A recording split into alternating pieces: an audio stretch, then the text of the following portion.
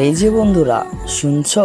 নতুন নতুন রোমান্টিক ভালোবাসার গল্প পেতে ও শুনতে চাইলে আমাদের আদরের ভালোবাসা চ্যানেলটি সাবস্ক্রাইব করে বেল বাটনটা অন করে দিও। লাইক কমেন্ট করতে মোটেও ভুলবে না কিন্তু। ধন্যবাদ সবাইকে। তুইও অবিক ভাইয়াকে পছন্দ করিস তাই না হিয়া? না তো, আমি অভিক ভাইকে কেন পছন্দ করব? না, এই এলাকার সব মেয়েই তো অবিক ভাইয়া বলতে পাগল, তাই তোকে জিজ্ঞেস করলাম আর কি।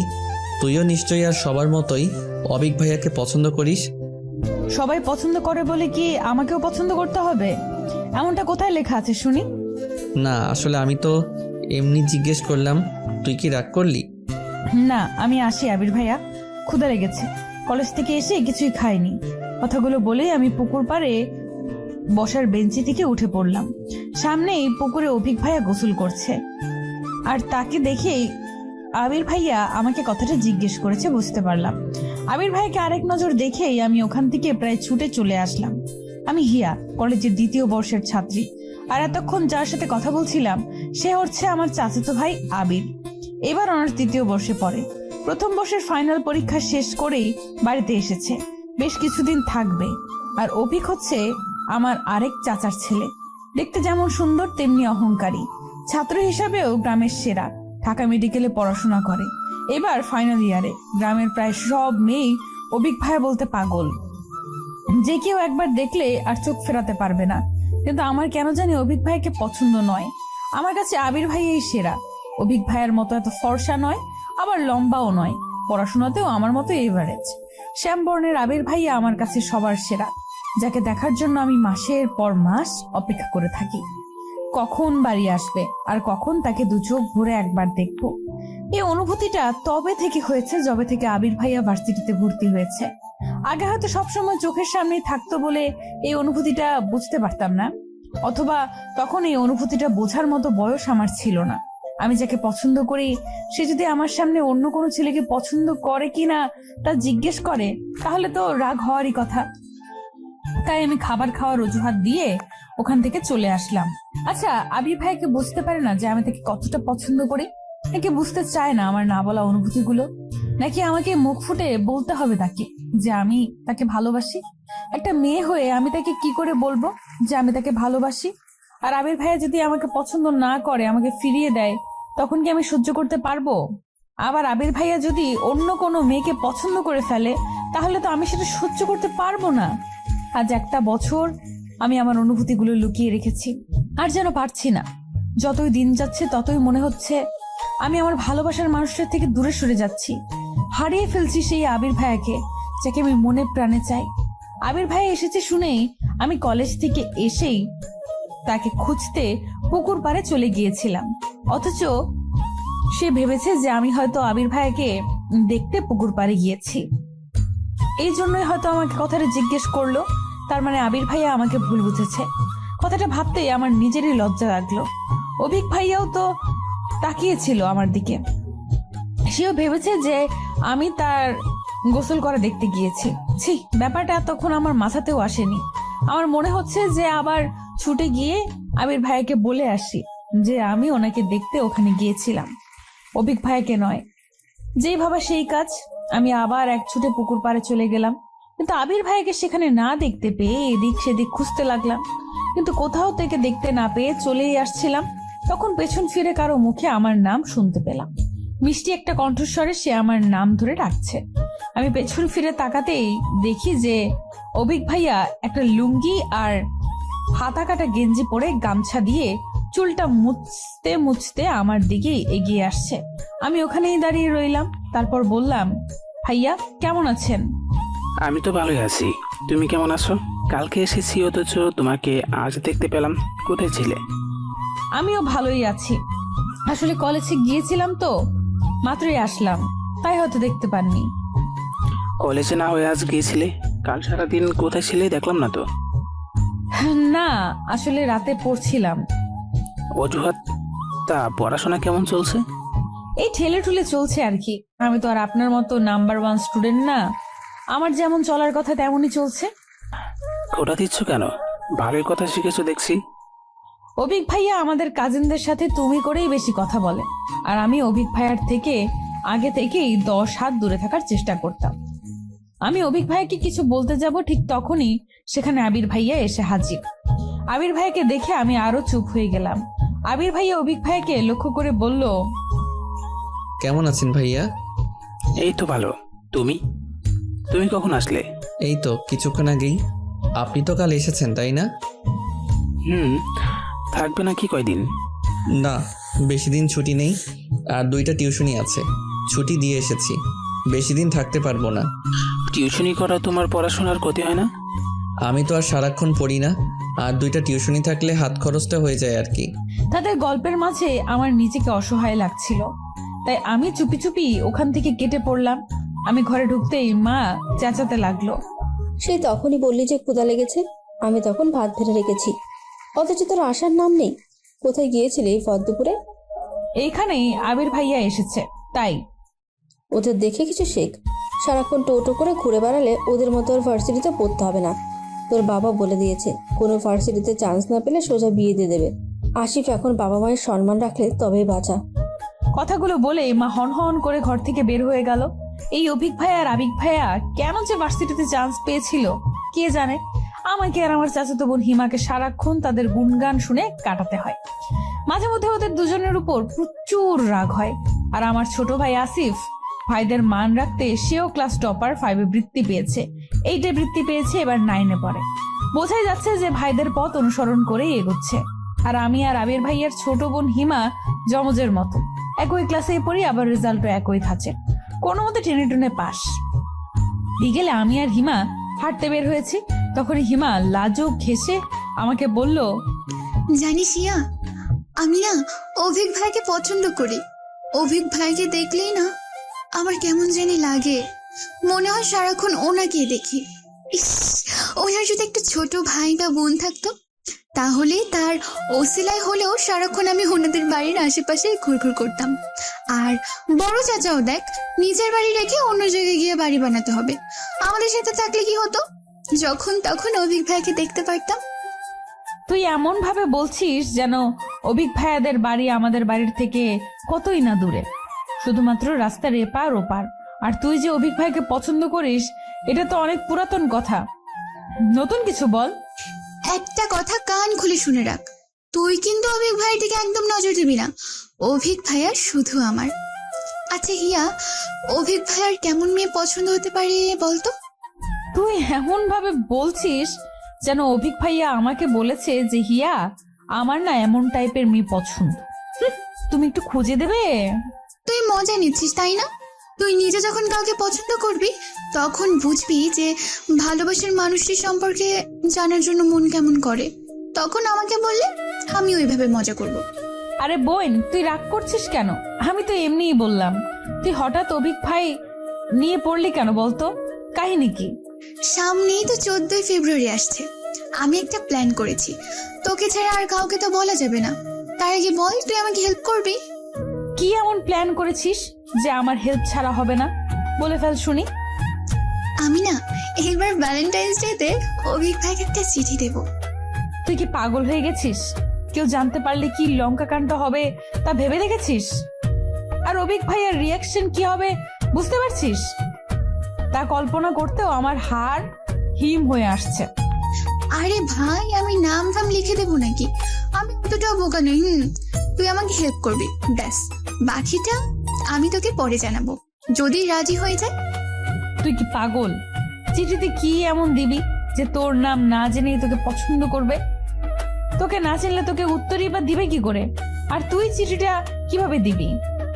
এত কিছু তোকে ভাবতে হবে না, তুই আমার সাথে থাকবি, হেল্প করবি, ব্যাস। আর কিচ্ছু জানি না। এবার বাড়ি চল, সন্ধ্যা হয়ে আসছে। আর একটু দেরি করলে তো তোর মা আর আমার মা মিলে কুরুক্ষেত্রে বাঁধিয়ে দেবে। আচ্ছা চল বলেই আমরা বাড়ির পথে পা বাড়ালাম। হিমা যে কি প্ল্যান করছে তা ভেবে এখনই আমার মাথা ব্যথা শুরু হয়ে গেছে। কে জানে এই মেয়েটা আবার কি ফোন দিয়ে এঁটেছে। হিমার কথা শুনে আমারও খুব ইচ্ছে হচ্ছিল যে আবির ভাইয়াকে একটা চিঠি লিখবো, তাতে পড়ায় আর মন বসছে না। কি লিখবো না লিখবো তাই ভেবে ভেবে সারা হচ্ছিলাম, বারবার লিখে আবার কেটে দিচ্ছিলাম। অবশেষে পেন্সিল আর ইরেজার নিয়ে বসলাম। অবশেষে আমার মনের হাজারো কথাগুলো কয়েকটি শব্দের মাধ্যমে সাজালাম। তারপর নিজেই চিঠিটা পড়তে লাগলাম। প্রিয় আবির, আমি আপনাকে ভাইয়া বললেও এই চিঠিতে আর ভাইয়া বলতে চাচ্ছি না, কারণ আমি যে আর আপনার বোন থাকতে চাই না। আমার হাজারো অনুভূতির সাথে আপনার অনুভূতিগুলো সাজাতে চাই। রোজ রাতে আপনার মায়াবী মুখটা দেখে ঘুমাতে চাই, আর প্রতিটা ভোরের আলো আমি আপনার সাথেই দেখতে চাই। আপনি কি আমাকে অনুমতি দিবেন আপনার জীবনের প্রতিটা ঘটনার সাথে আমাকে জড়িয়ে রাখার? আমি কিন্তু আপনার সাথেই আমার জীবনের প্রতিটা মুহূর্ত কাটাতে চাই। প্লিজ না করবেন না, তাহলে আমার এই ক্ষুদ্র হৃদয়টা ভেঙে টুকরো টুকরো হয়ে যাবে। আর টুকরো হৃদয়ে আপনার থাকতে যে কষ্ট হবে, এই চিঠিটা কে লিখতে পারে আশা করি বুঝতে ভুল হবে না। আমি যে হিয়া, আবিরের হিয়া। ইতি লিখে আমি আমার চিঠিটা শেষ করতে চাই না। আমি যে হাজারো কথা লিখতে চাই আপনাকে নিয়ে।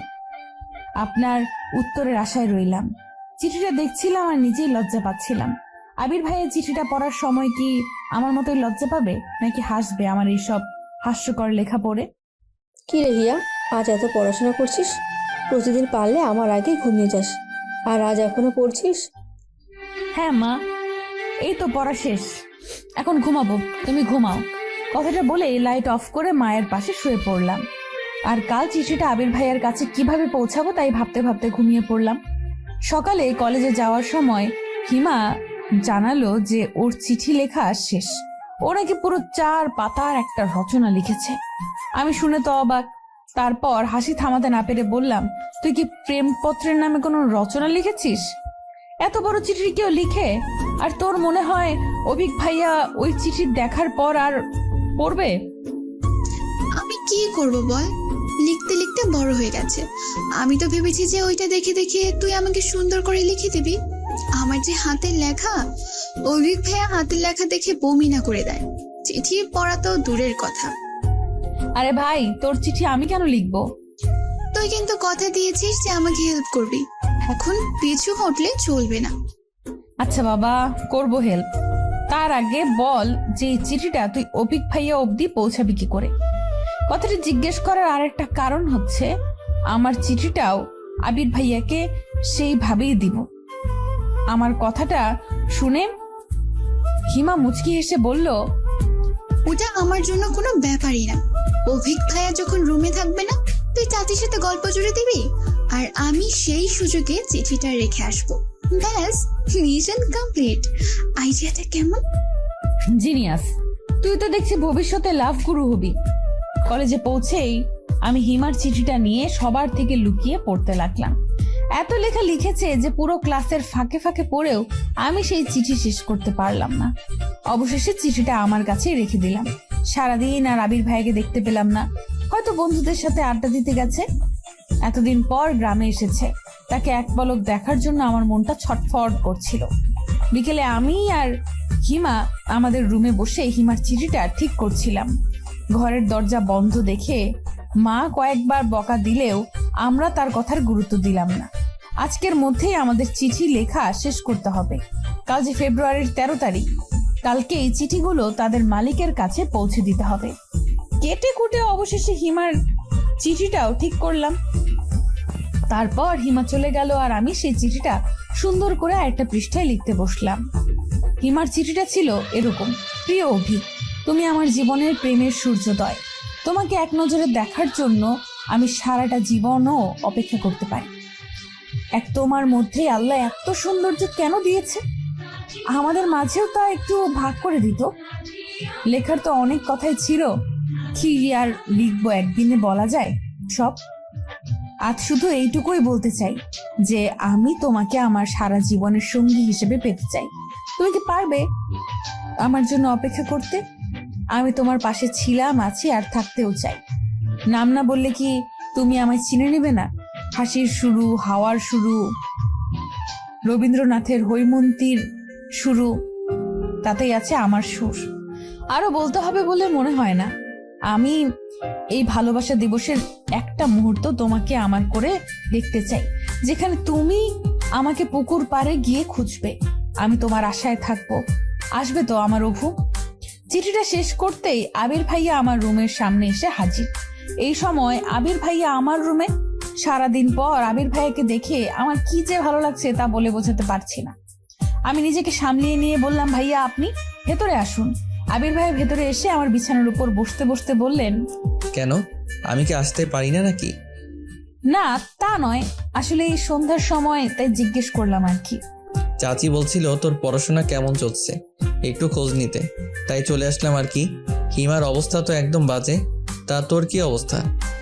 আমি চিঠিটা কোনো মতে একটা বইয়ের মধ্যে লুকিয়ে রেখে পড়ার ব্যাপারে কথা বলতে লাগলাম। বইটা আমি যেন হাতছাড়া করছি না। আবির ভাইয়া তার লক্ষ্য করে বলল, ওই বইটা ওইভাবে লুকাচ্ছিস কেন? কি আছে ওই বইতে? এটা আমার এক বান্ধবীর বই, এনেছিলাম পড়ার জন্য, কিছুই নেই। এইটুকু বলার পর মা আমাকে ডাকতে লাগলো। আমি আবির ভাইকে রুমে রেখে মায়ের কাছে চলে গেলাম। মা আবির ভাইয়ের জন্য চা বানিয়েছে। চা নিয়ে আমার রুমে ঢুকতেই দেখতে পেলাম যে আবির ভাইয়ের মুখটা কেমন যেন পাংশু বর্ণ ধারণ করেছে। আমি চায়ের কাপটা নামাতেই আবির ভাইয়া বলল, আমি এখন চা খাবো না, বাইরে একটু কাজ আছে, তুই পড়, আমি পরে আসবো না। আমার উত্তরের আশা না করেই আবির ভাইয়া হন্তদন্ত হয়ে চলে গেল। আমি হা করে কিছুক্ষণ তাকিয়ে থেকে আবির ভাইয়ের জন্য আনা চাটা নিজেই খেতে শুরু করলাম। আর অবাক হয়ে ভাবতে লাগলাম যে আবির ভাইয়া এমন হঠাৎ করে চলে গেল কেন। আজ কলেজ থেকে এসে আমি আর হিমা সুযোগ খুঁজছি যে কখন অভিক ভাইয়া বাড়ি থেকে বের হবে, কিন্তু অভিক ভাইয়া যেন আজ বেরই হচ্ছে না। আমি আর হিমা ওর রুমের জানালার পাশে বসে আছি। এমন সময় আবির ভাইয়া এসে হিমাকে ডাকতে লাগলো। আমাকে দেখেই আবির ভাইয়া রুমের থেকে চলে গেল। আমার কেমন যেন মনে হচ্ছে যে আবির ভাইয়া আমাকে এড়িয়ে চলছে, কিন্তু কেন তা বুঝতে পারছি না। কালকে অভিক ভাইয়ের জন্য লেখা চিঠিটা দেখে ফেলেনি তো? ভাবতে আমার হাত পা কেমন যেন ঠান্ডা হয়ে আসলো। আবির ভাইকে কি জিজ্ঞেস করে দেখবো, কিন্তু হিমার কথা বললে আবার হিমার কপালে শনি নেমে আসবে। আর যদি এটা ভাবে যে আমি অভিক ভাইয়াকে চিঠি লিখব, তখন এসব ভাবছিলাম। তখন হিমা রুমে এসেই আমাকে জড়িয়ে ধরে আস্তে আস্তে বলল, আরে অভিক ভাই বের হয়ে গেছে, চল তাড়াতাড়ি। আমি হিমার সাথে বিনা বাক্যে বের হয়ে গেলাম। আবির ভাইয়া বারান্দায় বসে চাচির সাথে কথা বলছিল। আমাকে আর হিমাকে যেতে দেখে হিমাকে উদ্দেশ্য করে বলল, কিরে হিমো, এখন আবার কোথায় যাচ্ছিস? হিয়া নাকি একটু বড় চাচির ওখানে যাবে, তাই। ইয়া যাবে ভালো কথা, তোকে সাথে যেতে হবে কেন? মা না কি যেন করতে বললো তোকে, যা কাজ কর। আমি জানি হিমার কোনো কাজ নেই, কিন্তু আমার সাথে যেতে দিবে না, এই জন্য এমন করছে। আমার মনটা খারাপ হয়ে গেল। হিমাও রাগ করে রুমে চলে গেল। চাচি আমাদের মনের অবস্থা বুঝতে পেরে আবির ভাইয়াকে ধমক দিয়ে বলল, তুই কাল থেকে এই হিমার পেছনে কেন পড়ে আছিস বলতো? দুদিন পর চলে যাবি, একটু ভালোভাবে থাকলেই তো পারিস। তোমার আলতি পেয়ে আজ পড়াশোনার এই অবস্থা। পরীক্ষায় ফেল করলে তখন বুঝবে আমি কেন ওর পেছনে পড়ি। কথাগুলো বলেই আবির ভাইয়া বাড়ি থেকে বের হয়ে গেল। আমি হিমার চিঠিটা নিয়ে পড়লাম বিপাকে। আবির ভাইয়া বের হয়ে যেতেই হিমা আবার চুপি চুপি বের হয়ে আসলো। তারপর আমরা দুজনে গিয়ে অভিক ভাইয়ার রুমে চিঠিটা রেখে আসতে সফল হলাম। রাতে আমি হিমার কাছে যাব বলে আবির ভাইয়ার জন্য লেখা চিঠিটা নিয়ে চাচিদের ওখানে গেলাম। এই সময়টা আবির ভাই সাধারণত রুমে থাকে না, তাই ভাবলাম যে রুমে চিঠিটা রেখে চলে আসব, যেন কেউ বুঝতে না পারে। তাহলে আবির ভাই আমাকে ভুল বুঝলেও চিঠিটা দেখে বুঝে যাবে যে আবির ভাইয়ার জন্য চিঠিটা লেখা, অভিক ভাইয়ের জন্য চিঠি লেখাটা আমার নয়। আবির ভাইয়ার রুমের সামনে যেতেই আমি থমকে গেলাম। আবির ভাইয়া হেসে হেসে কারোর সাথে কথা বলছে, কিন্তু অন্য কারো কণ্ঠ না শুনতে পেয়ে বুঝে গেলাম যে আবির ভাইয়া ফোনে কথা বলছে। আমি আরেকটু কাছে গিয়ে কথাগুলো শোনার চেষ্টা করলাম। আরে পাগলি, ভ্যালেন্টাইন্স ডে এখনো আসেনি তো, এখনই বলতে হবে? ওকে বলছি বাবা, আই লাভ ইউ। হয়েছে এবার? দেখ নিশি, আমি বলে দিয়েছি তো, এবার ফোন রাখ, আমি বাড়িতে এসেছি, কেউ শুনলে উল্টাপাল্টা ভাববে। বলেই হাসতে লাগলো। আবির ভাইয়া কাউকে আই লাভ ইউ বলেছে শুনে আমার পা দুটো পাথরের মতো স্থির হয়ে গেল। চোখ থেকে পানি পড়েই চলেছে। চিৎকার করে কান্না করতে মন চাচ্ছে, কিন্তু পারছি না। হঠাৎ চাচা আমাকে ওভাবে দাঁড়িয়ে থাকতে দেখে বলল, কে ওখানে? হিয়া, ভিতরে যা। ওখানে দাঁড়িয়ে আছিস কেন? হিমা ভিতরেই আছে, দেখ। না, আমি আর ভেতরে যাব না, আসি। ততক্ষণে আবির ভাইয়া আর হিমা রুম থেকে বাইরে চলে এসেছে। আবির ভাইয়ার চোখে চোখ পড়তে আমি তাড়াতাড়ি ওখান থেকে চলে আসলাম। অন্ধকারে থাকায় হয়তো কেউ বুঝতে পারেনি যে আমি কান্না করছি। না বোঝাই ভালো। আজ রাতে আমার ঘুম হবে না, তা আমি ভালো করেই জানি। এটাই কি হওয়ার ছিল? আমি যাকে ভালোবাসি সে অন্য কাউকে ভালোবাসে?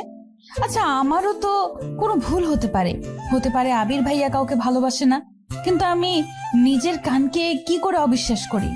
আসলে কি প্রেমে পড়লে মানুষের বুদ্ধি লোপ পায় নাকি বৃদ্ধি পায়? আমার ক্ষেত্রে কোনটা হচ্ছে? আমি আর কিছু ভাবতে পারছি না। বুক ফেটে কান্না করতে মন চাচ্ছে, কিন্তু মা পাশে থাকায় কান্নাও করতে পারছি না। এত রাতে কান্না করলে মা কি ভাববে? রাতে কখন ঘুমিয়ে পড়েছে জানি না, সকালে মায়ের ডাকে ঘুম ভেঙে গেল। আমি বিছানা থেকে উঠতেই আম্মু বকা দিয়ে বলতে লাগলো, জমিদারের বেটির ঘুম কি আজ ভাঙবে? হিমা কখন থেকে উঠে পড়তে বসে গেছে, আর একে দেখো এখনো পড়ে পড়ে ঘুমাচ্ছে। একে দেখলে কে বলবে যে কিছুদিন পরে ইন্টার পরীক্ষা? আমার হয়েছে যত জ্বালা। এত বড় মেয়ে, না তো কোনো কাজ পারে আর না তো পড়াশোনা। আমি বিছানা থেকে নেমে মায়ের কথায় কান্না দিয়ে বাথরুমে চলে এলাম। এটা মায়ের রোজকার লেকচার, শুনে শুনে এখন মুখস্থ হয়ে গেছে। আমি বাথরুমে থেকেও মায়ের ক্ষীণ গলা শুনতে পেলাম, একে বিয়ে দিয়ে দাও তো, লাভ নেই। শ্বশুরবাড়ির লোকজন বলবে যে মা কি শিখিয়েছে। তোর বাপকে বলিস কয়েকটা কাজের লোক ঠিক করে রাখতে, বিয়ের সময় তাদেরকেও তোর সাথে পাঠিয়ে দেবে। আর না হলে এখন থেকে পড়াশোনা বাদ দিয়ে কাজ কাম কিছু শিখে নে, কাজে লাগবে। কথাগুলো বলতে বলতে আমার বিছানা ঠিক করতে লাগলো। আমিও সহজে বের হচ্ছি না, বের হলে লেকচার আবার শুরু হয়ে যাবে। মা রুম থেকে বের হয়ে যেতেই আমি বাইরে আসলাম। ফ্রেশ হয়ে মাকে দেখানোর জন্য হলেও একটু পড়তে বসলাম, না হলে আবার শুরু করে দিবে। কলেজে যাওয়ার সময় আবির ভাইয়াকে অনেক খুঁজলাম, কিন্তু কোথাও দেখতে পেলাম না। হিমার থেকে জানতে পারলাম যে আবির ভাইয়া নাকি আজকে সকালেই চলে গেছে। শুনে আমার বুকের ভেতরটায় কেমন হু হু করে উঠলো। আবির ভাইয়া আজকেই কেন চলে গেল? তার মানে সে আমার ভালোবাসার মানুষটির সাথে আজকের দিনটা কাটাতে চায়। আমি আর কিছু ভাবতে পারছি না আবির ভাইয়াকে নিয়ে। তাকে নিয়ে যতই ভাবছি আমার মনের ভেতরটা ততই অস্থির হয়ে উঠছে। অভিক ভাইয়াও নাকি আজকেই চলে যাবে, এটাও হিমার থেকেই জানতে পারলাম। অভিক ভাইয়ার কারেন্ট অ্যাফেয়ারেন্স হচ্ছে হিমা, সব খবর ওর কাছে থাকে। পুরো রাস্তা হিমা বক বক করে যাচ্ছে, অথচ আমি চুপ করে আছি দেখি হিমা জিজ্ঞেস করলো, কিরে, তুই আজ এমন চুপ করে আছিস কেন? অসুস্থ নাকি? না তো, আমি অসুস্থ থাকলে কলেজে যেতাম নাকি? তুই চিনিস না আমাকে? আসলে আমি তো অভিক ভাইয়াকে দেওয়া চিঠিটা নিয়ে চিন্তিত আছি। না জানি অভিক ভাইয়া কি ভাববে, আদৌ তোকে চিনতে পারবে কিনা। আচ্ছা, তোকে না চিনতে পারলে তো ক্ষতি নেই, কিন্তু যদি তোকে চিনে ফেলে আর চাচা বা আবির ভাইয়াকে ব্যাপারটা বলে দেয়, তোর এসব নিয়ে চিন্তা হচ্ছে না? তুই আমাকে সাহস দিবি কি আরো ভয় পাই দিচ্ছিস? আমি তো এসব ভেবেই দেখিনি। আবির ভাইকে এই ব্যাপারে বললে তো আমাকে কুরবানি করে ফেলবে। তুই আমাকে ওই ব্যাপারটা আগে বলবি না? ওর ভয়ের তো মুখ দেখে আমি হাসি চাপিয়ে রাখতে পারছিলাম না। এখন হেসে ফেললে হিমা রেগে আগুন হয়ে যাবে, তাই আমি অনেক কষ্টে হাসিটা চেপে রেখে ওকে সাহস দিয়ে বললাম, আরে অভিক ভাই চিনে ফেললেও সমস্যা নেই, তুই তো নিজের নাম লিখে দিসনি। অভিক ভাইয়াকে যে কেউ চিঠি দিতে পারে, তা কি আমরা জানি নাকি? কিন্তু চাচি যদি বলে দেয় যে কাল ওনাদের বাড়িতে শুধু আমরাই গিয়েছিলাম, তখন আমার তো ভয় এখনই কলেজে শুকিয়ে যাচ্ছে। আমি ব্যাগ থেকে পানির বোতল বের করে ওর দিকে এগিয়ে দিয়ে বললাম, আচ্ছা চিন্তা করিস না, ধরা পড়লেও বলে দেব যে কেউ একজন আমাদের কাছে চিঠিটা দিয়ে দিয়েছিল, অভিক ভাইয়া পর্যন্ত পৌঁছে দিতে। আমরা দিয়েছি, আর কিছু জানি না। কে চিঠি দিয়েছে তা বলা যাবে না। তারপর হিমাকে কিছুটা শান্ত করে নিয়ে আমরা কলেজ অবধি পৌঁছলাম। আর সারাদিন আমার কানে শুধু আবির ভাইয়ার বলা কাল রাতের কথাগুলোই বাজতে লাগলো। যাই করি না কেন ঘুরে ফিরে শুধু ওই কথাগুলোই মনে হতে লাগলো। হিমা নিজে অভিক ভাইয়াকে নিয়ে চিন্তিত ছিল, তাই আমার দিকে আর নজর না দেওয়ায় আমিও বেঁচে গেলাম ওর জেরা থেকে। হিমা এখন মনে প্রাণে চাইছে যে আমরা কলেজ থেকে ফেরার আগেই যেন অভিক ভাইয়া চলে যায়। হিমার দোয়াটা মনে হয় আল্লাহ কবুল করেছিল। আমরা পৌঁছে দেখলাম যে অভিক ভাইয়ার মা মানে আমাদের বড় চাচি আমার মায়ের সাথে গল্প করছে, আর ওনার থেকে জানতে পারলাম যে অভিক ভাইয়া চলে গেছে। বেচারি হিমা একদিক দিয়ে খুশি হলো যে অভিক ভাইয়ার চিঠি সম্পর্কে কাউকে কিছু বলেনি, কিন্তু অভিক ভাইয়াকে আবার অনেক দিন দেখতে পাবে না বলে দুঃখও পাচ্ছিল। ইন্টার্নি শেষ না করে নাকি অভিক ভাইয়া আর বাড়ি আসবে না সহজে, এটাও হিমার মুখেই শুনেছি। ও যে এত খবর কিভাবে পায় আমি তাই বুঝি না, পুরো একটা সিসিটিভি ফুটেজ। আমার তো এখন সন্দেহ হচ্ছে এটা ভেবে যে অভিক ভাইয়া চিঠিটা আদৌ দেখেছে। তো হিমা তো বলল যে চিঠিটা ও অভিক ভাইয়ার বইয়ের মধ্যে রেখেছিল, তাও আবার যে বইটা সামনে ছিল। অভিক ভাইয়া তো বই না পড়ে থাকার মানুষ না, তাহলে কি চিঠিটা দেখেও পড়েনি, নাকি পড়েও হিমাকে চিনতে পারেনি? না চিনতে পারলেই ভালো। এসব ভাবতে ভাবতে রুমের দিকে পা বাড়ালাম।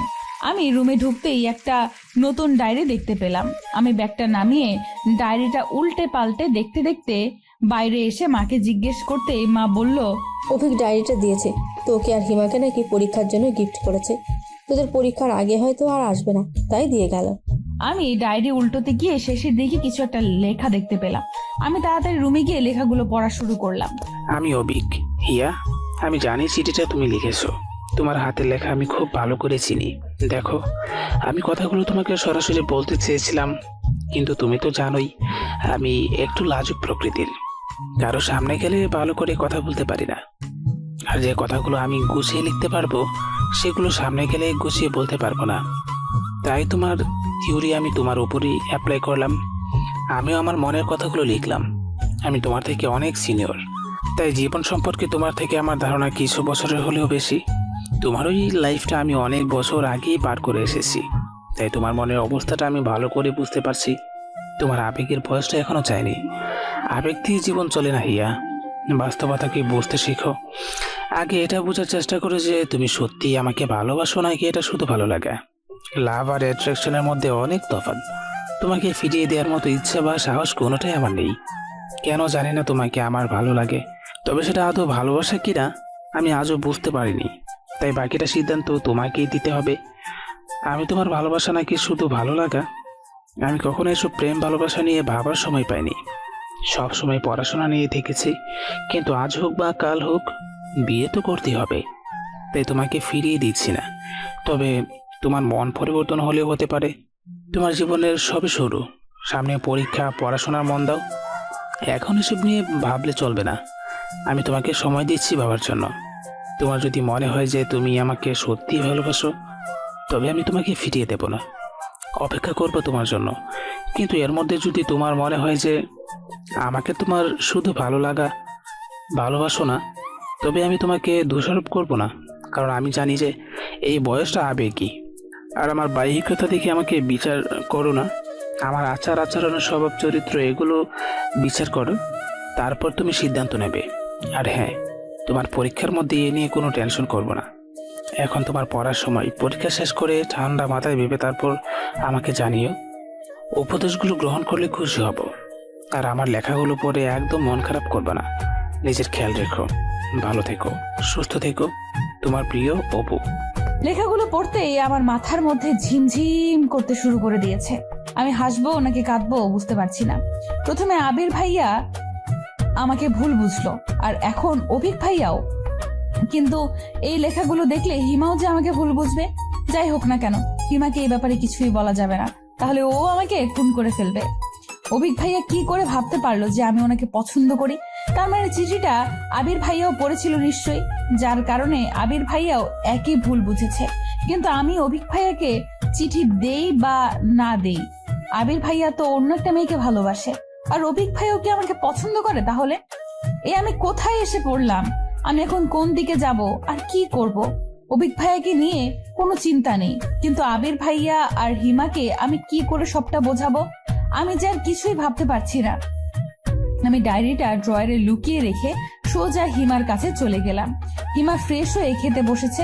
আমি গিয়ে বললাম, অভিক ভাইয়া তোকে একটা ডায়েরি গিফট করেছে, দেখেছিস তাতে কি কিছু লেখা আছে? অভিক ভাইয়ার নাম শুনেই হিমা যেন লাফিয়ে উঠল।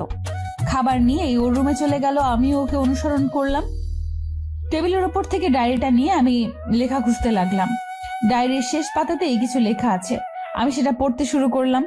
Best wishes my dear mister. ভালো করে পড়াশোনা করো, ভালোভাবে পরীক্ষা দিও, সময়গুলো কাজে লাগাও, নষ্ট করো না।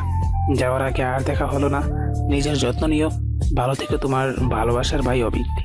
লেখাটা পড়েই আমি ধপ করে হিমার বিছানার উপর বসে পড়লাম। অভিক ভাইয়া হিমাকে কিছু লিখেছে ভেবে হিমা খুশিতে লাফাতে লাগলো, কিন্তু আসল ঘটনা শুনলে যে হিমার কি অবস্থা হবে তা ভেবে আমি অস্থির হয়ে যাচ্ছি। আচ্ছা, অভিক ভাই যদি জানতো যে চিঠিটা আমি নই হিমা দিয়েছে, তখন হিমাকেও কি একই কথা লিখতো? আমি হিমার রুম থেকে বের হয়ে আসলাম। হিমা তো খাওয়া দাওয়া বাদ দিয়ে ডায়েরি নিয়ে পড়লো। হাজার হোক ডায়েরিটা অভিক ভাইয়া দিয়েছে। আমি বিষণ্ণ মনে রুমে গিয়ে ফ্রেশ হয়ে নিলাম। খাওয়ার কোনো ইচ্ছে না থাকা সত্ত্বেও মায়ের জোরাজোরিতে খেতে বসলাম। 2 বার খাবার মুখে দিয়েই আর খেতে ইচ্ছে হচ্ছিল না, তাই বাকি খাবারটা রেখেই উঠে পড়লাম। মা কিছু বকাবকি করে চলে গেল। আমি বিছানায় শুয়ে ফোনটা হাতে নিয়ে একবার অভিক ভাইয়ার নাম্বার বের করছি, একবার আবির ভাইয়ের নাম্বার বের করছি, কিন্তু কাউকেই কল করার সাহস পাচ্ছি না। কল করে কি বলবো তাই ভেবে পাচ্ছি না। আমি এমনিতেও ফোনে কথা কম বলি। আবির ভাইয়ের সাথে যাওয়া বা টুকটাক কথা হয়, অভিক ভাইয়ের সাথে ফোনে কথা হয় না বললেই চলে। ভাইয়াও কল করে না আর আমিও না। অনেকক্ষণ ভেবে চিন্তে কিছুটা সাহস নিয়ে অভিক ভাইয়াকে কল করেই ফেললাম। কল করার কিছুক্ষণ পর আবির ভাইয়া কল রিসিভ করে বলল, হ্যালো হিয়া, আবির ভাইয়া কোথায় আপনি? আমি মাত্র পৌঁছালাম বাসায়, কিছু বলবি? না মানে ভালোভাবে গেছেন তো? আরো কিছু বলার থাকলে বল। আমি খুব টায়ার্ড, বুঝতেই পারছিস, মাত্র আসলাম রুমে। আমি তাড়াতাড়ি করে কল কেটে দিলাম। আর কিছু বলার ইচ্ছেটা আমার মরে গেছে। একটু ভালো করে কথা বললেও পারতো। আমি কল কেটে দেওয়ার পর আবির ভাইয়া আরো 2 বার কল করলো। আমি রিসিভ করলাম না। রিসিভ করে কি বা বলবো। এরপর ভাবছিলাম যে অভিক ভাইয়াকে কল করে সব সত্যিটা বলে দিব, যে চিঠিটা আমি লিখলেও আমার জন্য নয়, হিমার জন্য লিখেছিলাম।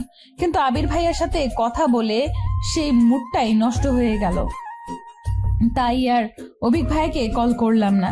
জানি না আবির ভাইয়া আবার আসবে কবে, আর কবে সামনে থেকে এক নজরে দেখতে পাবো, আর কেনই বা এই সত্যিটা জানাতে পারবো। আবির ভাইয়া কাউকে ভালোবাসলেও মেনে নিতে হবে, কিন্তু তাই বলে সে আমাকে ভুল বুঝবে সেটা তো হতে পারে না। কিন্তু হিমাকে সত্যিটা তাড়াতাড়ি জানাতেই হবে, নইলে অনেক কিছুই হতে পারে। বিশেষ করে হিমা পরে ব্যাপারটা জানতে পারলে আমাকে ভুল বুঝবে। এটা কিছুতেই হতে দেওয়া যাবে না। আবির ভাইয়াকে পরে বুঝালেও হবে, কিন্তু হিমাকে কি করে সবটা বলবো তাই বুঝতে পারছি না। ওর প্রতিক্রিয়াটাই বা কি হবে কে জানে। অভিক ভাইকে কথাটা না জানানো পর্যন্ত আমার শান্তি হচ্ছিল না। অভিক ভাইকে হিমার কথা জানাতেই অভিক ভাইয়া রাগান্বিত স্বরে বলল, হিয়া, তোমার কমন সেন্স নেই? অন্যের চিঠি তুমি কেন লিখবে? আর হিমাকে জানিয়ে দাও ওকে শুধুমাত্র আমার ছোট বোন ভাবি, এর বাইরে কিছুই নয়। ভাইয়া কথাটা আপনি নিজে হিমাকে জানিয়ে দিলে খুশি হতাম। ওকে, আর আমি তোমাকে পছন্দ করি এটা তো এখন তুমি জেনে গেছো। তোমার মতামত যখন খুশি জানিয়ে দিও, আমি আশায় থাকবো তোমার উত্তরের। এখন পড়াশোনার সময়, এসব নিয়ে ভাবতে হবে না। ভাইয়া আসলে আমি আপনাকে আমার বড় ভাই হিসেবেই মানি, তাই। ওকে, আমার জন্য তোমার চিন্তা করতে হবে না। ভেবো না যে তুমি না করার আমি অনেক কষ্ট পাবো, কেননা তোমাকে আমার ভালো লাগে, জাস্ট এইটুকুই। ব্যাপারটা এখানে শেষ হয়ে গেল। ভালো হয়েছে কোনো জিনিস নিয়ে বাড়াবাড়ি আমার একদম পছন্দ নয়।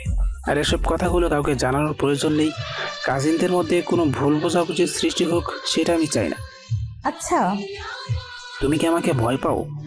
না আসলে প্লিজ কিছু মনে করো না, আমি এভাবে কথাগুলো বলতে চাইনি, কিন্তু ইটস ওকে ভাইয়া, আপনি শুধু হিমাকে একটু বুঝিয়ে বলবেন তাহলেই হবে।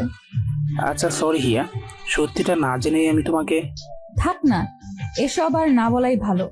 তারপর অভিক ভাইয়া কল কেটে দিতেই আমি যেন হাফ ছেড়ে বাঁচলাম। একটু পরে হিমা মন খারাপ করে আমার রুমে আসলো। তারপর আমাকে জড়িয়ে ধরে কান্না করতে লাগলো, কারণ অভিক ভাইয়া ওকে সবটা বলেছে, আর সেটা শুনেই ওর এই অবস্থা। অভিক ভাই সবকিছু পেয়েছি বলে এত অহংকার থাকতে হবে? আমি কি দেখতে এতটাই খারাপ? পড়াশোনায় না হয় একটু কাঁচা, তাই বলে এইভাবে সরাসরি মুখের উপর না করে দিতে পারলো? আমি ওর পিঠে হাত বুলিয়ে শান্ত হতে বললাম। তারপর ওকে বুঝালাম যে অভিক ভাইয়ের থেকে আরো ভালো ছেলে পাবে ও। অভিক ভাইয়া আমাকে পছন্দ করে, এটা ওর থেকে গোপন রাখাই ভালো। তাই ও এই বিষয়ে আর কিছু বললাম না। কেটে গেছে কয়েকটা মাস। আমি আবির ভাইয়ের সাথে আর একদিনও কথা বলিনি। সে তো তার প্রিয় মানুষের সাথেই আছে, আমার সাথে কেন কথা বলতে হবে? আমিও ভার্সিটিতে পড়বো, আর প্রেম করে আবির ভাইকে দেখিয়ে দিব। ইদানিং আমার পড়াশোনা দেখে রীতিমতো সবাই অবাক, ভীষণ অবাক। আর আব্বু ভীষণ খুশি যে আমি পড়াশোনায় মন দিয়েছি। সত্যি বলতে ইদানিং পড়াশোনা করতে আমার ভালোই লাগে। আর সব থেকে মজার ব্যাপার হচ্ছে, পড়াশোনায় ডুবে থাকলে আবির ভাইয়ের কথাও বেশি মনে পড়ে না। কলেজে এখন আর যেতে হয় না, শুধু প্রাইভেট আর কোচিং। ভালোই যাচ্ছে দিনকাল। আজ আমার একমাত্র ফুফুর বড় মেয়ের গায়ে হলুদ অনুষ্ঠান। ফুপুর শুধু 2 মেয়ে, কোনো ছেলে নেই। বড় মেয়ে নিশি আর ছোট মেয়ে মিশি। মিশি এবার ক্লাস 9-এ পড়ে। ফুপুর বাড়ি আমাদের বাড়ি থেকে বেশি দূর না হলেও বেশি যাওয়া হয় না ওখানে। আজ ফুপুর বাড়িতে যাওয়ার কোনো ইচ্ছে আমার ছিল না, কিন্তু হিমা যখন জানালো যে আজ নিশি আপুর গায়ে হলুদের অনুষ্ঠানের জন্য আবির ভাইয়া আসবে, তখন কেন জানি আমার যেতে মন চাইলো। কতদিন আবির ভাইয়ের ওই মুখটা দেখি না, কিন্তু সে তো অন্য কাউকে ভালোবাসে। কথাটা মনে হতেই আবার আমার মনটা খারাপ হয়ে গেল, কিন্তু আমি না গেলে হিমাও যাবে না। হিমার জেদের কাছে হেরে অবশেষে রাজি হলাম। সবার সাথে আমিও হলুদ শাড়ি পরেছি, আর আমার চোখ দুটো শুধু বারবার আবির ভাইকে খুঁজছে, কখন যে আসবে। হিমা সবার সাথে মজা করছে, কিন্তু আমি একপাশে দাঁড়িয়ে আবির ভাইকে খোঁজার চেষ্টা করছি। এমন সময় কেউ একজন আমার পেছন থেকে বলে উঠলো, এক্সকিউজ মি কেশবতী। আমি পেছনে তাকাতেই দেখতে পেলাম যে একটা ছেলে দাঁড়িয়ে আছে। ছেলেটা দেখতে কিছুটা অভিক ভাইয়ার মতোই। আমি প্রথমে দেখেই কিছুক্ষণ হাঁ করে তাকিয়েছিলাম যে অভিক ভাইয়া তো আসার কথা না, তাহলে এই ছেলেটাকে? আর আশেপাশে তো কেউ নেই, কেশবতী বলে কাকে ডাকছে? এই যে মিস, হ্যাঁ আপনাকে বলছি, আমি জানি আমি দেখতে অনেক সুন্দর, তাই বলে ওভাবে তাকিয়ে থাকতে হবে? ওনার কথা শুনে আমি রাগে আর লজ্জায় আমার চোখ নামিয়ে নিয়ে বললাম, এই যে মিস্টার হনুমান, সুন্দর হয়েছেন বলে শুধু অহংকার, তাই না? এই সৌন্দর্য কি আপনি নিজে তৈরি করেছেন নাকি? আল্লাহ আপনাকে এত সুন্দর করে তৈরি করেছেন বলেই না আপনি এত সুন্দর হয়েছেন। আর আপনি আমাকে কেশবতী কেন বলছেন? মেনেই যখন নিয়েছেন যে আল্লাহ আমাকে সুন্দর করে বানিয়েছেন, তাহলে হনুমান বলে আপনি সেই সৌন্দর্যের অবমাননা করতে পারেন কি? সেটা তো আপনার অহংকার দেখে বলেছি, কিন্তু আপনি আমাকে... কারণ আমি তো আপনার নাম জানতাম না, শুধু আপনার চুলগুলোই দেখছিলাম। আর এত সুন্দর চুলের অধিকারী যে তাকে কেশবতী বলে ভুল করে লিখছো। চুল তার কবিকার অন্ধকার বিদিশার নেশা। কবিতার এই লাইনটা আপনার জন্য যেন কবি লিখেছিলেন। আচ্ছা, আপনি কে বলুন তো? আমার সাথে এসব আউল ফাউল কেন পেঁচাল শুরু করেছেন? আর আমি বা এতক্ষণ আপনার সাথে কথা বলছি কেন? আরে সরি, আপনাকে যে জন্য ডাকছিলাম তাই তো শোনানো হয়নি। এখানে আশেপাশে কোনো ফুলের দোকান আছে? মিশি আমাকে ফুল কিনে আনতে বলেছে, কিন্তু আমি এখানে তেমন কিছুই চিনি না। আপনাকে দেখে ভাবলাম যে জিজ্ঞেস করে নিই। মিশি আর কাউকে পায়নি ফুল কেনার জন্য, আপনার মতো একটা গাধাকে পাঠিয়েছে। আর আপনিও আমাকে পেলেন জিজ্ঞাসা করার জন্য। আশেপাশে কোনো ছেলের অভাব আছে নাকি? মেয়ে দেখলে এই কথা বলতে মন চায়, লুচ্চা। আপনি আশেপাশে আর কাউকে দেখতে পাচ্ছেন? এখানে শুধু আমি আর আপনি আছি। আর শুনুন, আপনি আমাকে গাধা, হনুমান আর এসব কেন বলছেন? আমার তো সুন্দর একটা নাম আছে নাকি? সাহিল শাহরিয়ার আমার নাম। নেক্সট টাইম মাথায় রাখবেন। আর উপকার না করলে না করেন, উল্টোপাল্টা কথা বলবেন না। কি ব্যাপার, কি হয়েছে? আপনি কি হিয়াকে চিনেন? ও আচ্ছা, আপনার নাম তাহলে হিয়া। চেহারার মতো নামটাও খুব মিষ্টি। কি রে, তুই এই ছেলেটাকে চিনিস নাকি? আমি ভয়ে ভয়ে না সূচক মাথা নাড়তেই আবির ভাইয়া সাহিলের দিকে এগিয়ে গিয়ে বলল, একা একটা মেয়েকে পেয়ে বিরক্ত করছেন, লজ্জা করছেন আপনার? দেখে তো ভদ্র করে ছেলে বলেই মনে হচ্ছে, ব্যবহার দেখে তো তা মনে হচ্ছে না। ভাইয়া প্লিজ, আপনি যা ভাবছেন তা নয় আসলে। তুই চুপ থাক, একদম কথা বলবি না। দিন দিন তোর সাহসটাও বেড়ে যাচ্ছে। আমি কি বলবো না বলবো বুঝতে পারছি না। আবির ভাইয়া রেগে গেছে বুঝতে পারলাম, আর আবির ভাইয়ার এই ব্যবহারের কারণে সাহিলও রেগে গেছে। সাহিলও এবার আবির ভাইয়ার দিকে এগিয়ে গিয়ে বলল, আপনাকে তো ভদ্র ঘরের মেয়ে বলে মনে হচ্ছে, না জেনে শুনে কথা বলতে এসেছেন কেন? হ্যাঁ আবির, কখন আসলি? আর এখানে কি হয়েছে? সাহিল, তুমিও এখানে? কি হচ্ছে এটা? কি এখানে? না ফুপা, কিছুই হয়নি। আসলে আবির ভাইয়া আমাকে খুঁজে পাচ্ছিল না তাই। এ সাহিল, আমার এক চাচাতো বোনের ছেলে এই প্রথম আমাদের গ্রামে এসেছে। আবির, ওকে নিয়ে গ্রামটা ঘুরে দেখাস। আর ওই মেয়েটাকে হিয়া। ফুপার কথায় এতক্ষণে সবার আবির ভাইয়ার সাথে আসা মেয়েটির দিকে নজর পড়ল। আমি কিছু বলার আগেই আবির ভাইয়া আমার হাত থেকে নিজের হাত ছড়িয়ে নিয়ে মেয়েটার পাশে গিয়ে বলল, এই নিশি আমার বান্ধবী, কখনো গ্রামের বিয়ে দেখেনি, তাই নিশি আপুর বিয়েতে আসতে যাচ্ছিল, তাই। ভালো হয়েছে নিয়ে এসেছিস। তা তোরা সবাই এখানে দাঁড়িয়েছিস কেন? ভেতরে যা, সবাই ভেতরে। বলেই ফুপা ওখান থেকে চলে গেল। তারপর আবির ভাইয়া একবার সাহিলের দিকে আর একবার আমার দিকে দেখেছিল, আর আমি নিশিকে দেখছিলাম। আবির ভাইয়া কি করে পারলো মেয়েটাকে বাড়ি অব্দি নিয়ে আসতে, ভেবেই আমার মনটা ভেতর থেকে কেঁদে উঠল। আমি ওখান থেকে অতি দ্রুত চলে আসলাম। সাহিল ভাইয়াও আবির ভাইয়ের দিকে কটমট করে তাকিয়ে থেকে চলে গেল। আবির ভাইয়া আর তার সেই নিশি ওখানে দাঁড়িয়ে রইল। আমি ওখান থেকে সোজা বাড়ি চলে আসলাম। বাড়িতে কেউ নেই এখন, সবাই ওই বাড়িতে। তাই আমি পুকুর পাড়ে বসে বসে কান্না করছিলাম। এমন সময় পেছনে কারো পায়ের আওয়াজ শুনে ওদিকে তাকাতেই আবির ভাইয়াকে দেখে চমকে উঠলাম। আবির ভাইয়া নিঃশব্দে আমার পাশে বসে বলল, সেদিন কেন আমার মিথ্যে বলেছিলি? সত্যিটা বললে কি এমন হতো? আমি কি তোর অবিক ভাইয়াকে তোর থেকে কেড়ে নিতাম, নাকি খেয়ে ফেলতাম? আবির ভাইয়ার কথাগুলো শুনে আমি নির্বাক হয়ে গেছি। তার মানে আমার ধারণাটাই ঠিক ছিল। আবির ভাইয়া আমাকে ভুল বুঝেছিল। আমিও হেয়ালি করে বললাম, আমি তো কোনো মিথ্যা বলিনি। আর আপনি যে আপনার হৃদয়ের টুকরাটাকে রেখে আমার সাথে গল্প করতে এসেছেন, এটা কি ঠিক?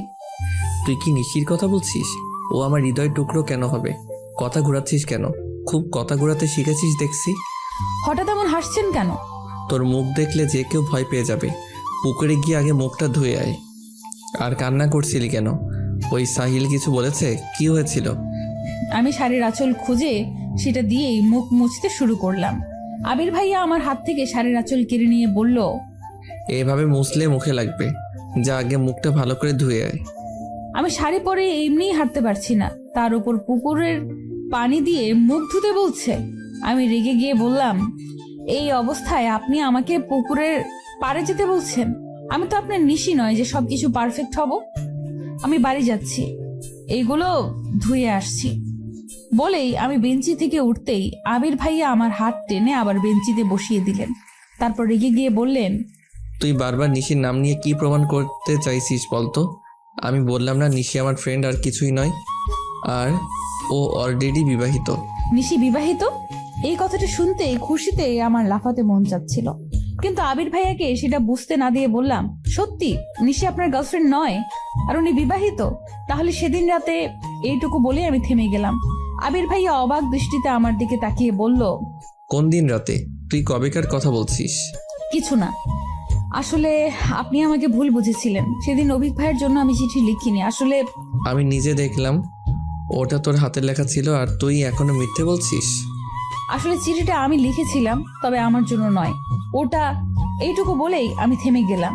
হিমার নাম জানতে পারলে আবির ভাইয়া যদি রেগে যায়, যদি হিমাকে বকাবকি শুরু করে, সবাইকে বলে দিলে তো কেলেঙ্কারি কাণ্ড হয়ে যাবে।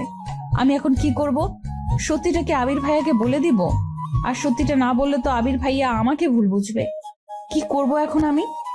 তুই নিজেই বলছিস যে চিঠিটা তুই লিখেছিস, আবার বলছিস তোর জন্য নয়। এটা কি ধরনের মজা হিয়া? আমাকে কি তোর পাগল মনে হয়?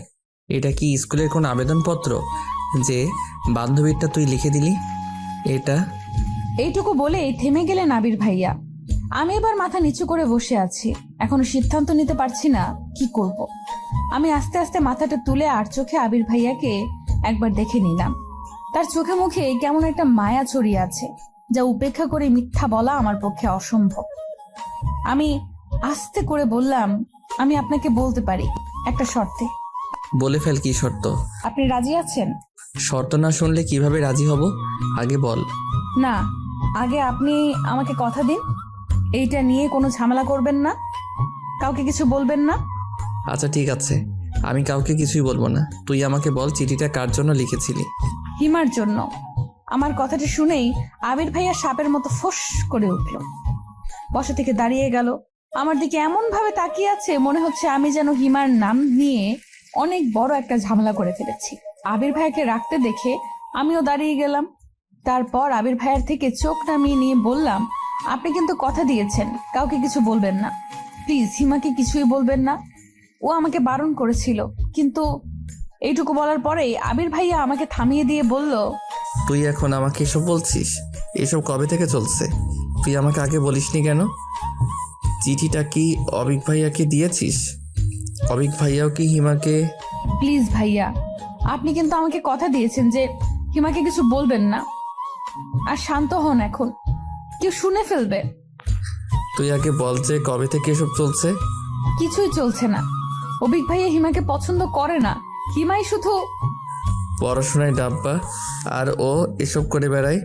মাকে আমি কতবার বলেছি ওর দিকে খেয়াল রাখতে, আর আমি কিছু বললেই বলে যে বাড়াবাড়ি করছি। আজ আসুক ও বাড়িতে। বলে আমাকে রেখে আবির ভাইয়া হন হন করে চলে গেল। আমি অপলক দৃষ্টিতে তাকিয়ে রইলাম সেদিকে। হঠাৎ আমার হিমার কথা মনে পড়তেই আত্মা শুকিয়ে গেল। আবির ভাইয়া এখন গিয়ে আবার হিমাকে কিছু বলবে না তো? আমি তাড়াতাড়ি বাড়ি গিয়ে মুখটা ধুয়েই আবার ফুপুর বাড়ির উদ্দেশ্যে রওনা হলাম। ফুপুর বাড়িতে পৌঁছে হিমাকে হাসি খুশি দেখে স্বস্তির নিঃশ্বাস ফেললাম। যাক বাবা, তার মানে আবির ভাইয়া হিমাকে এখনো কিছু বলেনি। এরপর আমি আবির ভাইয়াকে কোথাও খুঁজে পেলাম না। আমাকে দেখেই মিশি দৌড়ে এলো। আরে হিয়া আপু, তোমার মুখে এ কি অবস্থা? মুখ ধুয়েছো? আর চলো, নিশি আপু তোমাকে তখন থেকে খুঁজছে। কোথায় হাওয়া হয়ে গিয়েছিলে তুমি? তোরা তো প্রশ্নের উত্তর দেওয়ার ধৈর্য আমার নেই, চল যাচ্ছি। তুমি নাকি সাহিল ভাইয়ার সাথে ঝামেলা করেছো? তুই জানলে কি করে? ওই ছেলেটা তোকে বলেছে? ভাইয়া বলছিল যে আমার এক সুন্দরী আপু নাকি তাকে অনেক অপমান করেছে। পরে জানতে পারলাম যে সেই সুন্দরী আপুটি আর কেউ নয়, তুমি। দেখ তো আমাকে ভালো করে, আমাকে দেখি কি মনে হয় যে আমি কাউকে অপমান করতে পারি? আর যার মান সম্মান বলতে কিছু নেই, তার আবার অপমান। যাই বলো না কেন, সাহিল ভাইয়া তোমার উপরে ভীষণ রেগে আছে। উনি রেগে আছে তাতে আমার কি? আমি কি ওনার রাগের কামাই খাই নাকি? এতক্ষণে আমি আর নিশি আপুর ওইখানে চলে এসেছি। সবাই আপুকে হলুদ দিয়ে দিচ্ছে, আমিও দিলাম। সবার মুখেই হলুদ, শুধু আমি ছাড়া। আমাকে দেখেই সবাই ছুটে আসলো হলুদ দিতে। তারপর জোর করে সবাই মিলে আমার মুখটা পুরো হলুদ বানিয়ে দিল। শাড়ি পরে এমনিতেই আমার অবস্থা নাজেহাল, তারপর হলুদ মাখাতে গিয়ে আরো খারাপ অবস্থা হয়ে গেল। সবাই মিলে অনেক মজা করলেও আবির ভাইয়ার কথা মনে হতেই আমার সব খুশি যেন উবে গেল। আমি হিমাকে নিয়ে মিশির রুমে চলে গেলাম, কারণ একমাত্র ওই রুমটাই ফাঁকা ছিল। এখন বাকি সব রুম লোকজনে ভর্তি। হিমাকে সবার মাঝখানে থেকে ওভাবে টেনে আনায় হিমা কিছুটা বিরক্ত আর অবাক হয়ে বলল, কি রে হিয়া, তুই আমাকে এভাবে টেনে আনলি কেন? আর এতক্ষণ তুই কোথায় ছিলি? আমি হিমাকে সবটা বলতেই ওর হলুদে মাখা মুখটা যেন মুহূর্তেই কালো হয়ে গেল। ও আমার হাত ধরে কান্না কান্না কণ্ঠে বলল, তুই এটা কি করেছিস হিয়া? তোকে না আমি বারণ করেছিলাম কাউকে না জানাতে, আর তুই আমার জমের কাছে কথাটা বলে দিয়েছিস। তুই এটা কেন করলি? তোর কথা বললে হয়তো আবির ভাইকে তোকে কিছুই বলতো না, তুই আমার কথা কেন বললি? দেখ হিমা, অভিক ভাইও সত্যিটা জানে, আর আমি না বলে অভিক ভাইয়া যদি কথাটা আবির ভাইয়াকে জানাতো তাহলে কি আমি মিথ্যাবাদী হতাম না? মাঝখান থেকে আমিও আবির ভাইয়ের কাছে খারাপ হয়ে যেতাম, আর সত্যিটাও জেনে যেত। এতে কি লাভ হতো বল?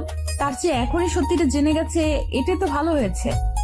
পরে যা হয় হতো, তুই এখন ভাইয়াকে কেন জানালি? ভাই আমাকে খুন করে ফেলবে। এভাবে কান্না করলে তোর সব সাজ নষ্ট হয়ে যাবে কিন্তু। আর শোন, আবির ভাইয়া আমাকে কথা দিয়েছে যে তোকে কিছু বলবে না। ট্রাস্ট মি, আমার বিশ্বাস আবির ভাইয়া নিজের কথা রাখবে। ছোটবেলা থেকে চিনি আমি ভাইয়াকে, একবার যখন কথা দিয়েছে তখন তোকে কিছুই বলবে না। আর বললেও আমি তো আছি নাকি? আমাকে তোর ভরসা হয় না? তারপর অনেক বুঝিয়ে সুঝিয়ে হিমাকে শান্ত করে রুম থেকে বের হলাম। হিমাও কান্নাকাটি করে আমার মতো অবস্থা হয়েছে। একে তো মুখে মেকআপ, তার উপর হলুদ, তার উপরে এখন আবার কান্না করলো। তাই হিমা মুখ ধুতে চলে গেল। তখন আবির ভাইয়ার বান্ধবী নিশি আপু আমার দিকে এগিয়ে এসে বলল, তুমি তাহলে সেই হিয়া যার কথা আবির সবসময় বলে? আমার কথা আবির ভাইয়ার মুখে শুনেছেন? হ্যাঁ, আবির তো সারাক্ষণ তোমার গল্পই করে। হিয়ার এই পছন্দ, হিয়ার ওই পছন্দ, হিয়া এই খেতে ভালোবাসে, আরো অনেক কিছু। ওর মুখে তোমার গল্প শুনতে শুনতে এখন আমারও মুখস্থ হয়ে গেছে যে তোমার পছন্দ অপছন্দ কি। আর তুমি তো ছবির থেকেও বেশি সুন্দরী, যদিও এখন তোমার মুখ দেখে সহজে চিনার উপায় নেই। বলে হাসতে লাগলো নিশি আপু। আপুর সাথে সাথে আমিও একটু হাসার চেষ্টা করলাম। তবে আমি কথাগুলো শুনে এতটাই অবাক হয়েছিলাম যে হাসিটা ভেতর থেকে ঠোঁট অব্দি পৌঁছলো না। তা আবির ভাইয়া আমার আর কি কি গল্প করেছে আপনার কাছে? করেছে তো অনেক গল্পই, তবে শুনলাম যে তুমি নাকি তোমার কাজিন অফিককে পছন্দ করো। কথাটা শুনেই আমি আশেপাশে তাকালাম যে কেউ আবার আমাদের কথা শুনছে না তো। তারপর দেখলাম যে না, তেমন কেউ আশেপাশে নেই। তারপর আমি স্বস্তির নিঃশ্বাস ফেলে বললাম, আপু এটা আসলে একটা ভুল বোঝাবুঝি ছিল। আমি আবির ভাইকে পছন্দ করি না। আমার মুখে এই কথাটি শুনতেই নিশি আপুর মুখে এক প্রকার খুশির ঝিলিক দেখতে পেলাম। তিনি খুশি মুখে বলে উঠলেন, রিয়েলি তুমি অফিককে পছন্দ করো না? আচ্ছা, আমার একটা প্রশ্নের উত্তর দিতে পারবে? যদিও সেটা অনেকটা পার্সোনাল হয়ে যায়, তারপরেও তুমি যদি বলতে। আরে আপু বলে ফেলুন, আমি তো আপনার ছোট বোনের মতোই। তুমি কি কাউকে পছন্দ করো? আই মিন ভালোবাসো? তুমি বলতে না চাইলে থাক, আমি তোমাকে ফোর্স করব না। আসলে কথাটা জানতে ইচ্ছে হলো, তাই জিজ্ঞাসা করলাম আর কি। এমন প্রশ্ন শুনে আমি অনেকটা বিব্রতিকর অবস্থায় পড়ে গেলাম। অচেনা একটা মানুষকে আমি কি করে বলবো যে আমি একজনকে ভালোবাসি? আর সে হচ্ছে আমার প্রাণপ্রিয় আবির ভাইয়া, তারপর এ হচ্ছে আবার আবির ভাইয়ারই বেস্ট ফ্রেন্ড। সরি আপু, আমি তোমাকে আগেই বলেছি, তোমার ইচ্ছা না হলে বলতে হবে না। আমি এমনিই জানতে চাইলাম। আসলে তুমি এই কথাটা জানালে আমি আবিরের একটা সিক্রেট তোমাকে জানাবো। এবার তুমি ভেবে দেখো যে আমাকে বলবে কিনা। না আপু, আমি কাউকে ভালোবাসি না। আবির কেউ না? আমার উত্তর শোনার পর নিশি আপু আবার এমন একটা প্রশ্ন করবে আমি কল্পনাও করতে পারিনি। আমি কি বলবো না বলবো তা ভাবছি এমন সময় সেখানে হিমা এসে জানালো যে বাড়ি যাওয়ার জন্য সবাই বের হয়েছে, আমাদের খুঁজছে। আমি যেন বড় বাচ্চা বেঁচে গেলাম, কিন্তু কষ্ট একটাই যে আবির ভাইয়ার সিক্রেটটা শুনতে পারলাম না। আচ্ছা, পরে কি নিশি আপু আমাকে সিক্রেটটা বলবে, নাকি আবির ভাইয়ার সিক্রেট আমার কাছে অজানাই রয়ে যাবে? আবির ভাইয়া নিশি আপুকে হিমার কাছে শুতে বললেও নিশি আপু আমার কাছে থাকতে চাইলো। তখন আবির ভাইয়া জোরে সুরে হেসে দিল, তারপর বলল, ওকে পাহারা দেওয়ার জন্যই একজন লাগে, তুই আবার ওর কাছে কি থাকবি? এত সুন্দরী যদি চুরি যায়, পাহারা না দিলে কি হয়? আজ না হয় আমিই পাহারা দেব। কি হিয়া, তোমার কোনো আপত্তি আছে নাকি? না আপু, আমার কোনো সমস্যা নেই। আমার তো আরো ভালো হয়েছে, আবির ভাইয়ার সিক্রেট কথাটা শুনতে পাবো। সারাদিন শাড়ি পরে থাকতে থাকতে আমার অবস্থা খারাপ। শাড়িটা চেঞ্জ করে এসে দেখি যে নিশি আপু শুয়ে আছে। আমি আস্তে আস্তে আপুর পাশে গিয়ে শুয়ে পড়লাম। তখন আপু আস্তে আস্তে বলে উঠলো, আমার প্রশ্নের উত্তরটা কিন্তু এখনো পাইনি হিয়া, বলবে না? কিন্তু আপু, আমি তো আপনার প্রশ্নের উত্তর দিয়ে দিয়েছি, এইবার আপনার বলার পালা। আবির ভাইয়ার সিক্রেট। তোমার তো দেখছি তর্স হয়েছে না শোনার জন্য। তুমি আবিরকে ভালোবাসো, তাই না? আমি আবারও চুপ করে গেলাম। এই নিশি আপু কেন বুঝতে চাইছে না যে এই প্রশ্নের উত্তরটা আমি ওনাকে দিতে চাচ্ছি না? আমাকে চুপ থাকতে দেখে উনি আবার বললেন, আবির তোমাকে পছন্দ করলেও কি ওকে ফিরিয়ে দিবে? আমি চট করে বলে দিলাম, কখনোই না। কি কখনোই না? আবির তোমাকে পছন্দ করবে না, নাকি তুমি ফিরিয়ে দিবে না? কোনটা? লজ্জায় আমার কথাগুলো এলোমেলো হয়ে যাচ্ছে। তারপরেও সেগুলোকে যথাসম্ভব গুছিয়ে বললাম, আবির ভাইয়া কি সত্যিই আমাকে পছন্দ করবে কখনো? তোমার মতো মেয়েকে পছন্দ না করার কিছু তো দেখছি না। আর আবির তো হিয়া বলতে পাগল। মানে? মনে হচ্ছে তুমি কিছুই বোঝো না। আবির তোমাকে অনেক ভালোবাসে, প্রতিবার আসার সময় তোমার জন্য কিছু না কিছু কিনবে। আমাকে জোর করে ওর সাথে নিয়ে যায়। তোমাকে দিলে সবাই কি ভাববে, তাই হিমার জন্যও কিনে। এইবার কি এনেছিল? কই, আমাকে তো কিছু দেয়নি। এইবার তোমার জন্য একটা গোল্ডেন রিং এনেছিল, তোমাকে প্রপোজ করার জন্য। কিন্তু তুমি অভিক ভাইয়াকে পছন্দ করো মনে করে তাড়াতাড়ি ফিরে গেছে। গোল্ডেন রিং আমার জন্য? আর টাকাটা কিভাবে জমিয়েছে জানো? কিভাবে? ওর টিউশনের টাকা। তোমাকে ও ওর নিজের টাকায় কেনা জিনিস দিতে চেয়েছিল। সেই রিংটা কোথায়? ওর কাছেই আছে। তারপর দুজনে গল্প করতে করতে কখন ঘুমিয়ে পড়েছি মনে নেই। সকালে যতবার আবির ভাইয়াকে দেখছি ততবার আমার শুধু রিংটার কথাই মনে হচ্ছে। কিন্তু আবির ভাইয়া কাল রাতের পর থেকে আমার সাথে একটা কথাও বলেনি। হিমাও মুখটা পেঁচার মতো করে রেখেছে। হিমা আর আবির ভাইয়া যে কাল থেকে কথা বলেনি তা তাদের মুখ দেখে বোঝা যাচ্ছে। আবির ভাইয়া যে হিমাকে বকা দেয়নি এটাই আমার কাছে অনেক। নিশি আপুর মুখে রাতে আবির ভাইয়ার অনেক গল্প শুনেছি, যদিও নিশি আপুর চেয়ে আবির ভাইয়াকে আমি বেশি দিন ধরে চিনি, কিন্তু তাদের ভার্সিটির গল্প শুনতে ভালোই লাগছিল। আজ নিশি আপুর বিয়েতে আমি আর হিমা বেগুনি রঙের একটা ড্রেস পরেছি। আমরা থাকিও জমজের মতো, আবার আমাদের ড্রেসও জমজের মতো। আমার বাবা বা কাকা কেউ আমাদের একজনের জন্য কোনো কিছু কেনে না, যা কিনবে দুজনের জন্যই। ছোটবেলা থেকেই এমন, তাই কোথাও গেলে সাধারণত আমরা একই ড্রেস পরে যাই। আমি, হিমা আর নিশি আপু সবার সাথে দাঁড়িয়ে আছি। হঠাৎ সেখানে সাহিল ভাইয়ার উদয় হলো। তারপর তিনি আমাকে আর হিমাকে উদ্দেশ্য করে বলতে লাগলো, আপনারা দুইজন জমজ বোন নাকি? হ্যাঁ, যদিও চেহারায় মিল নেই, তবে দেখতে জমজের মতোই। সব জমজের চেহারায় তো আর হুবহু হয় না। দেখিয়া, উনি দেখতে কিছুটা অভিক ভাইয়ের মতো না? আমি তো প্রথমে চমকে গিয়েছিলাম। অমন হা করে তাকিয়ে থাকিস না, পরে আবার ওনার ভাব বেড়ে যাবে। তুই চিনিস নাকি ওনাকে? কই, আমাকে তো বলিসনি কিছু। আরে আমি চিনবো কি করে? কাল ফুপা বললো যে ইনি নাকি ওনার কেমন বোনের ছেলে, তাই শুনলাম আর কি। ও আচ্ছা, তাই বল। আপনারা কি আমাকে নিয়ে কিছু বলছেন? হিমা ওনার কথার উত্তর দিতে যাচ্ছিল, আমি ওকে টেনে ওখান থেকে নিয়ে আসলাম।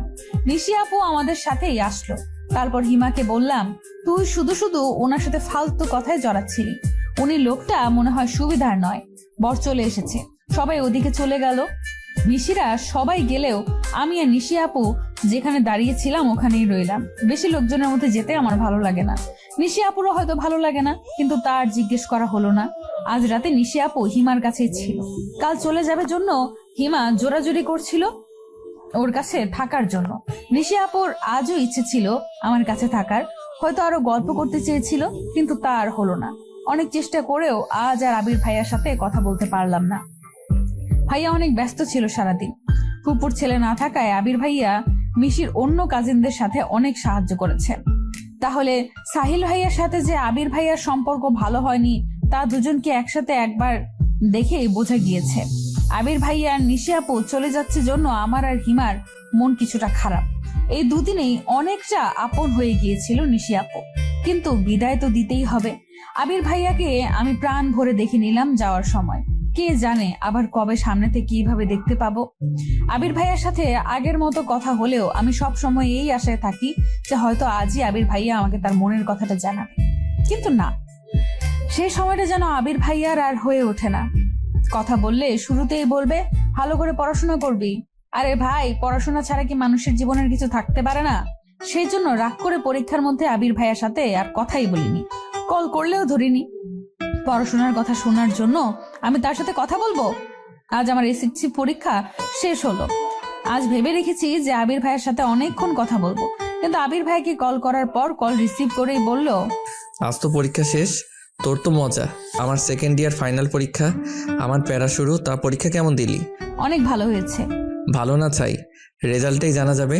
হিমাও তো বললো ভালো হয়েছে, তোদের ভালো কোনো বিশ্বাস নেই?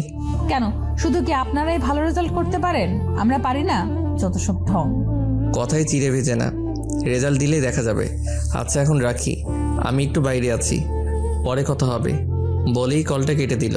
রাগে আমার গা জ্বালা করছে। একে তো অপমান করলো, তার উপর আবার মুখের উপরে কল কেটে দিল। পছন্দ করি বলি কি তার 7 খুন মাফ করবো নাকি? আমিও আর কল করব না। বিকেলে আমি আর হিমা অনেক দিন পর হাঁটতে বেরিয়েছি। এমন সময় মা কল করে তাড়াতাড়ি বাড়ি যেতে বলল। আমি আর হিমা প্রায় দৌড়ে বাড়ি চলে গেলাম। তারপর মা বলল, পরীক্ষা শেষ হয়েছে আর দুজনের পাড়া বেড়ানো আবার শুরু হয়ে গেছে। এখন থেকে দুজনে বাড়িতেই থাকবে, দরকার ছাড়া কোথাও যাবে না। কি হয়েছে চাচি? আমাদের পরীক্ষা শেষ, এখনো তো শুধু ঘুরেই বেড়াবো। তোমার বড় কাকার নির্দেশ, তোমরা এখন বড় হয়েছো, কোথাও যাওয়া যাবে না।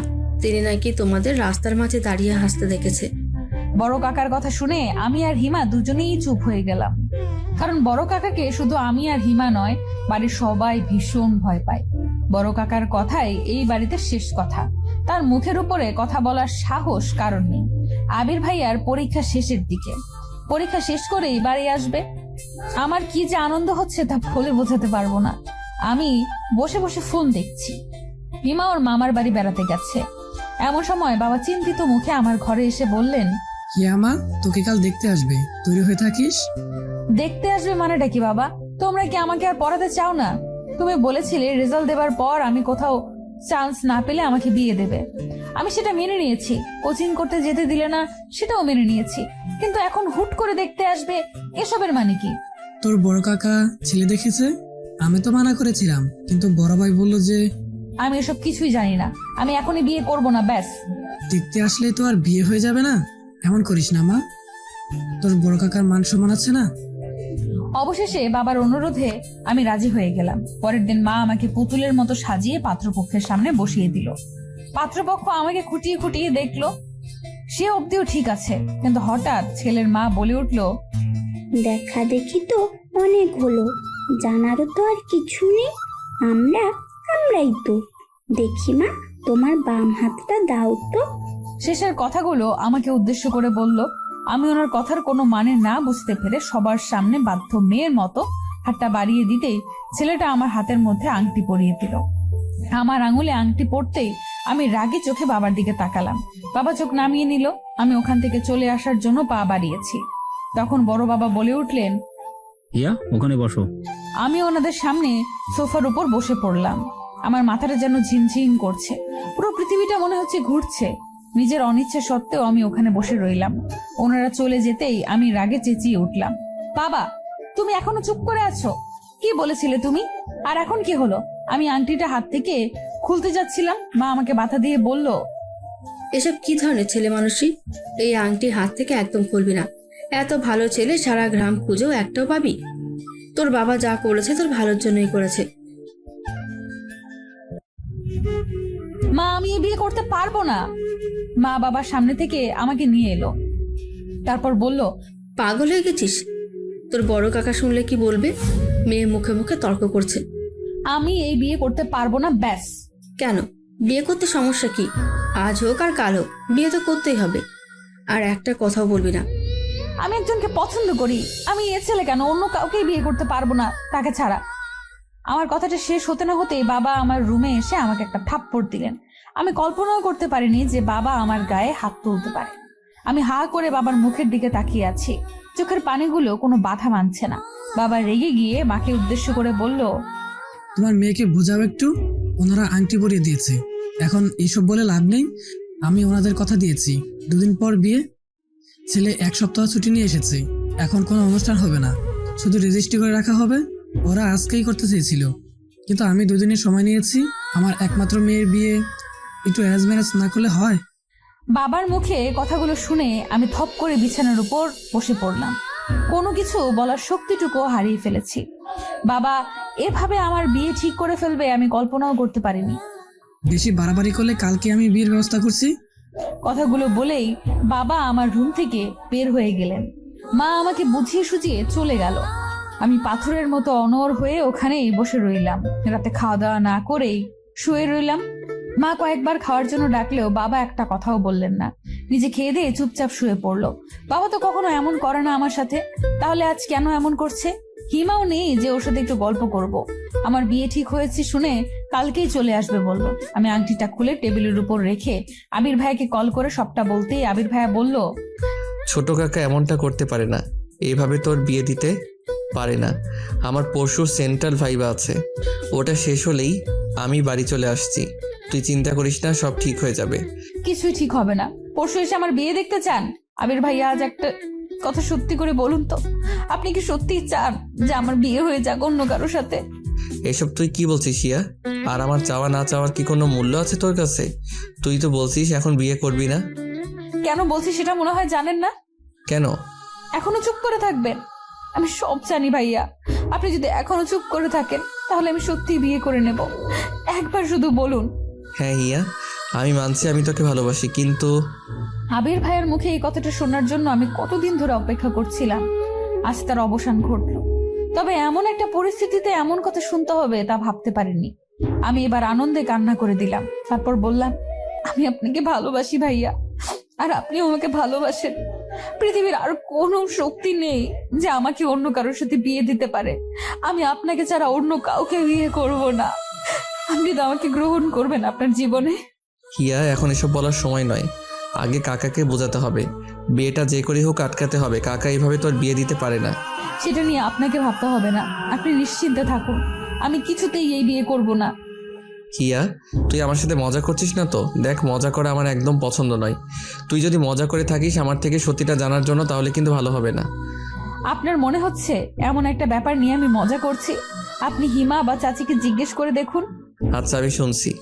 যদি এটা মজা হয় তাহলে তো বুঝতেই পারছিস। আচ্ছা, আমি আমার মনের কথাগুলো কাউকে জানাতে পারিনি এখনো, এমনকি হিমাকেও জানাতে ভয় লাগছে। ও যদি সবাইকে বলে দেয়, কিন্তু বিয়েটা তো আমি এখনো ভাঙতে পারিনি। বাবা বলেছে যে ছেলে নাকি বিয়ে পিছিয়ে দিয়েছে, ওদেরও বাজার সদাই করতে হবে। আর এবারের ছুটি তো কেটেই গেল, আবার ছুটি নিয়ে এসে একেবারে বিয়ের অনুষ্ঠান করে নিয়ে যাবে। কথাটা শুনে আমি যেন স্বস্তির নিঃশ্বাস ফেললাম। আবির ভাইয়া চলে আসলে কোনো একটা ব্যবস্থা নিশ্চয়ই করবে। আবির ভাইয়া বাবার সাথে কথা বলেছে, বাবা কারো কথাই শুনছে না, সে আমাকে বিয়ে দিয়েই ছাড়বে। আমি আবির ভাইয়ার ভরসায় আছি এখন। জানি না আমাদের ভালোবাসার জোর কতটুকু।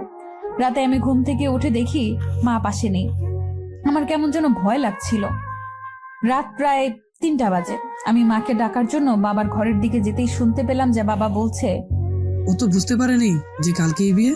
ওকে কিন্তু কিছুতে জানানো যাবে না। তাহলে কি করবে না করবে কে জানে। ওকে যে কোনো বিশ্বাস নেই এখন আমার। এখনো রাজি হয়নি বিয়েতে, তাই না? না, রাজি হতে হবে না, ভেবো না তুমি। এই বয়সে এমন পাগলামি একটু একটু করেই থাকে। তুমি শুধু ওকে একটু চোখে চোখে রেখো। ছেলেটা অনেক ভালো, বিয়ে হয়ে গেলেই দেখবে সব ঠিক হয়ে যাবে। আমার কিন্তু ভয় লাগছে। মেয়েকে এইভাবে জোর করে বিয়ে দেওয়াটা কি ঠিক? যদি বিয়ের পর সমস্যা করে তখন তো আরো সমস্যা হবে। তুমি বেশি ভেবো না তো। কত বিয়ে দেখলাম এমন, সব ঠিক হয়ে যাবে। আচ্ছা তুমি এবার যাও, ও আবার জেগে যেতে পারে। কথাগুলো শুনেই আমি কান্না করতে লাগলাম। আমার বাবা মা আমার সাথে এমন শত্রুতা কেন শুরু করে দিয়েছে আমি বুঝতে পারছি না। তার মানে কালকেই আমার বিয়ে দিবে। আমি যেন উল্টাপাল্টা কিছু না করে তাই আমাকে শান্ত করে রেখেছে কেন? মা এসে আমার পাশে শুয়ে পড়লো, তারপর আমার মাথায় হাত বুলিয়ে দিতে লাগলো।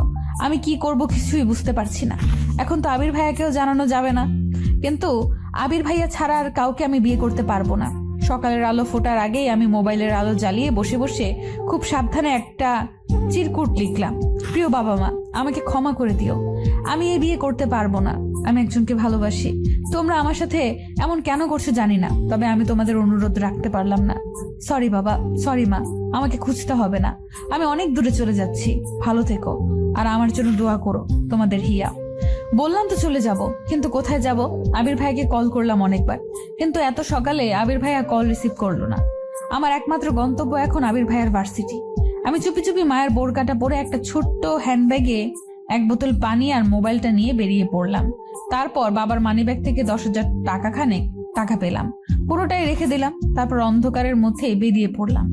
যে মানুষ সকালের আজান হওয়ার পরেও একা রুমের বাইরে যেতে ভয় পায়, সেই মানুষ আজ আজানের সময় বাড়ির বাইরে বেরিয়ে পড়লাম। প্রায় আধা ঘন্টার মতো হেঁটে হেঁটে আমি বাস স্টেশনে পৌঁছালাম। সকালের বাসটা পেয়েও গেলাম। শহর আমাদের গ্রাম থেকে ততটাও দূরে নয়, 2 ঘন্টার মতো সময় লাগে। আমি বাসে উঠে স্বস্তির নিঃশ্বাস নিলাম।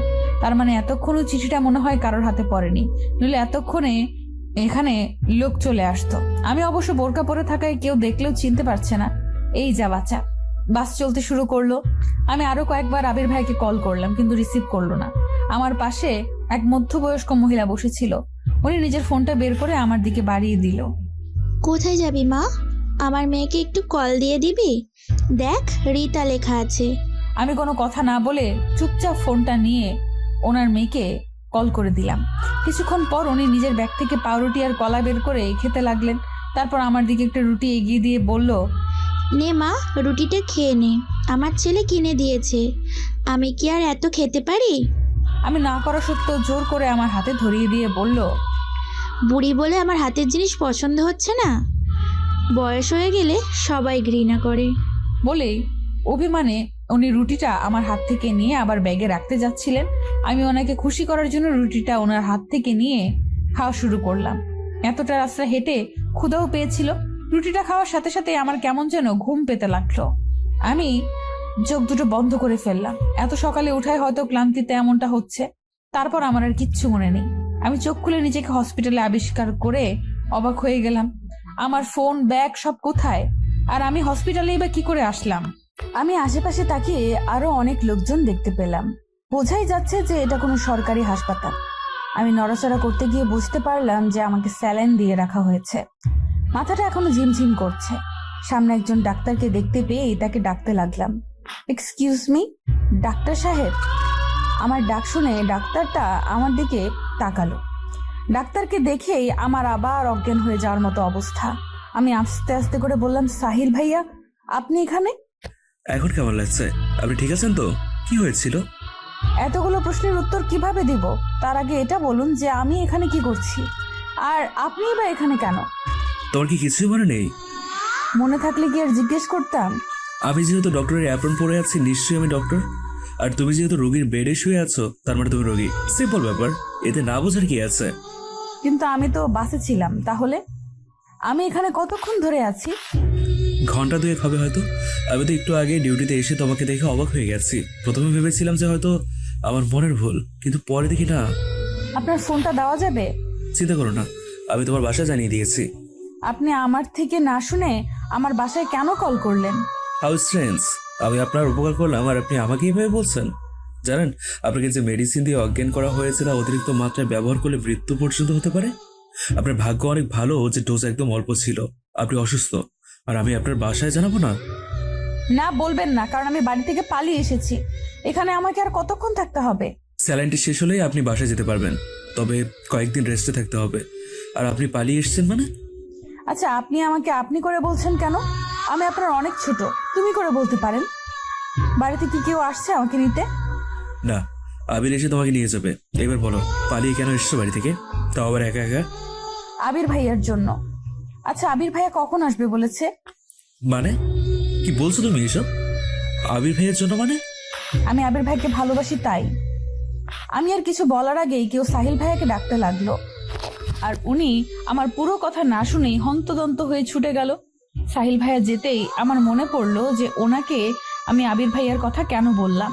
এখন যদি উনি বাড়িতে সব বলে দেয়, ওই মেডিসিনের প্রভাবে কি সত্যি আমার জ্ঞান বুদ্ধি লোপ পেয়েছে? আমি যাকে তাকে সব বলে দিচ্ছি। প্রায় ঘন্টা দুয়েক পর আমার স্যালাইন শেষ হলো। একজন নার্স এসে স্যালাইনের সুচটা খুলে দিল। এরই মধ্যে সাহিল ভাইয়া আর একবারও আসেনি, হয়তো ব্যস্ত আছে। কিন্তু আবির ভাইয়াও এখন আসছে না কেন? আমার খুব চিন্তা হচ্ছে। একজনের কাছ থেকে সময় জানতে পারলাম যে প্রায় 3টা বেজে গেছে। আমি একটা বিষয়ে অবাক হচ্ছি, আমি হাসপাতালে অথচ আমার বাড়ির কেউ আসলো না। আবির ভাইয়া কখন আমায় নিয়ে যাবে সেই আশায় আছে। আমাকে নিয়ে কারোর কোনো মাথা ব্যথা নেই। পরক্ষণেই মনে হলো যে আজ আমার বিয়ে হওয়ার কথা ছিল, আর সেখান থেকে আমি পালিয়ে এসেছি। বাড়ির লোক তো আমার উপরে ভীষণ রেগে আছে, তাই বলে একবার দেখতেও আসবে না। শরীরটা বড্ড ক্লান্ত, সকাল থেকে না খাওয়া। সাহিল ভাইয়া এক নার্সকে দিয়ে কিছু ফলমূল আর পানীয় কিনে পাঠিয়েছে, কিন্তু আমার কিছু খেতে মন চাইছে না। তারপরেও একা একা নিজেকে এতিমের মতো লাগছে। সবার পাশে কেউ না কেউ আছে, অথচ আমার পাশে কেউ নেই। অনেকেই এসে জিজ্ঞেস করছে যে কি হয়েছিল। শেষে বিরক্ত হয়ে চোখ বন্ধ করে ঘুমের ভান ধরে পড়ে রইলাম। আর কারোর কোনো প্রশ্নের উত্তর দিতে মন চাইছে না। কতক্ষণ এভাবে শুয়েছিলাম মনে নেই। হঠাৎ মাথায় কারোর হাতের ছোঁয়া পেতেই চোখ দুটো আপনা আপনি খুলে গেল। আমি চোখ খুলে আবির ভাইকে দেখে লাফ দিয়ে বেড থেকে উঠে বসলাম। তারপর চোখে মুখে খুশির আভা ফুটিয়ে তুলে বললাম, আপনি এসেছেন? এত দেরি কেন করলেন? আমি কখন থেকে একা একা আপনার জন্য ওয়েট করছি। জানেন, বাড়ি থেকে কেউ আমাকে দেখতে আসেনি। কথাটা বলে আমি কান্না করে দিলাম। আমাকে কান্না করা দেখে আবির ভাইয়া আমার মাথায় হাত বুলিয়ে দিতে দিতে বলল, গাধি, তুই বাড়ি থেকে পালিয়ে এসেছিস। ধরতে গেলে বিয়ের আসর থেকে বাড়ির সবাই ভীষণ রেগে আছে। ছেলে পক্ষকে জানিয়েছে যে কিছু ঝামেলার কারণে আজ আর বিয়েটা হবে না। বাড়ির কেউ চায় না যে তোর পালিয়ে আসার ব্যাপারটা গ্রামের কেউ জানুক, তাই কেউ আসেনি। আমাকে বলেছে সন্ধ্যার পর তোকে নিয়ে বাড়ি ফিরতে। দিনের বেলায় গেলে সবার চোখে পড়লে নানা প্রশ্ন করবে। গ্রামের মানুষ বুঝিসই তো, তিলকে তাল বানাবে। তাই বলে আপনিও এত দেরি করে আসবেন? জানেন আমার এখানে কত খারাপ লাগছিল। আরে পাগলি, আমার তো তখনই ছুটে আসতে ইচ্ছে করছিল যখন শুনলাম যে তুই হাসপাতালে, কিন্তু ভাইবা শেষ না করে কি করে আসি বল। আর সাহিল ভাই আছে শুনে আরেকটু নিশ্চিত হলাম। আমি আর এখানে থাকবো না, আমি বাড়ি যাব। আমার ব্যাগ, টাকা, ফোন কিছুই নেই, সব নিয়ে গেছে। তুই ঠিক আছিস সেটাই আমার কাছে অনেক। সাহিল ভাইয়া বলেছে যে মেডিসিনের ডোজ একদম অল্প ছিল, কিছুদিন রেস্ট করলেই ঠিক হয়ে যাবি। এই তো একটু পরেই আমরা বের হব। কিছু খেয়েছিস? আমি নাসূচক মাথা নাড়ালাম। আবির ভাইয়া আমার পাশে রাখা খাবারগুলো দেখলেন, তারপর উনি নিজের আনা কমলার খোসা ছাড়িয়ে আমার মুখে পুরে দিলেন। ইচ্ছে না হলেও এবার আমি রাজরানীর মতো খেতে লাগলাম। এই প্রথম আবির ভাইয়া নিজ হাতে আমাকে কিছু খাইয়ে দিচ্ছে। আমি আবির ভাইয়ার হাতে খাচ্ছিলাম আর দু চোখ ভরে ওনাকে দেখছিলাম। আবির ভাইয়ার চোখে চোখ পড়তেই লজ্জায় আমি নিজের চোখ নামিয়ে নিলাম। সন্ধ্যার আগেই সাহিল ভাইয়ার সাথে দেখা করে আমরা বাড়ির পথে রওনা দিচ্ছি। তখন সাহিল ভাইয়া আবির ভাইকে লক্ষ্য করে বলল, যে মেয়েটা তোমার কাছে আসার জন্য এত বড় রিস্ক নিল, তাকে কখনো কষ্ট দিও না আবির। এমন ভালোবাসা কোথাও পাবে বলে আমার মনে হয় না। সাহিল ভাইয়ার মুখে এমন কথা শুনে আবির ভাইয়া কিছুটা বিস্ময় নিয়ে আর রাগ নিয়ে আমার দিকে তাকালো। আমি বুঝতে পেরে মাথা নিচু করে নিলাম। আবির ভাইয়া এবার সাহিল ভাইয়ার দিকে তাকিয়ে মুখে কিছুটা হাসি আনার চেষ্টা করলো, তারপর বলল, অবশ্যই ভাইয়া, আর থ্যাঙ্কস আজ সারাদিন ওর খেয়াল রাখার জন্য। আপনি কি এই কথাটা বাসার কাউকে জানিয়েছেন? আমি নিজে একজনকে ভালোবাসতাম, কিন্তু আমার ভুলের জন্য তাকে হারিয়েছি। ভালোবাসা হারানোর কষ্টটা আমি বলছি, চিন্তা করো না, আমি কখনো তোমাদের বিপদের কারণ হব না। আর কোনো হেল্প লাগলে আমি আছি। হিয়া, তোমার বাসার সবাই মনে করেছে যে তুমি আমার কাছে চলে এসেছিলে, কিন্তু আমি তোমাকে পাত্তা দিইনি। তাদের ফোন করে সবটা জানিয়ে দেওয়ার জন্য আমাকে থ্যাঙ্কস জানিয়েছে, আর তোমার হয়ে ক্ষমাও চেয়েছে। আবিরের জন্য ঈশ্বর জানলে এতক্ষণে হয়তো। শেষের কথাগুলো সাহিল ভাইয়া আমাকে উদ্দেশ্য করে বলল। তার মানে আমার বাবা মা ভেবেছে যে আমি সাহিল ভাইয়াকে ভালোবাসি। হায় আল্লাহ!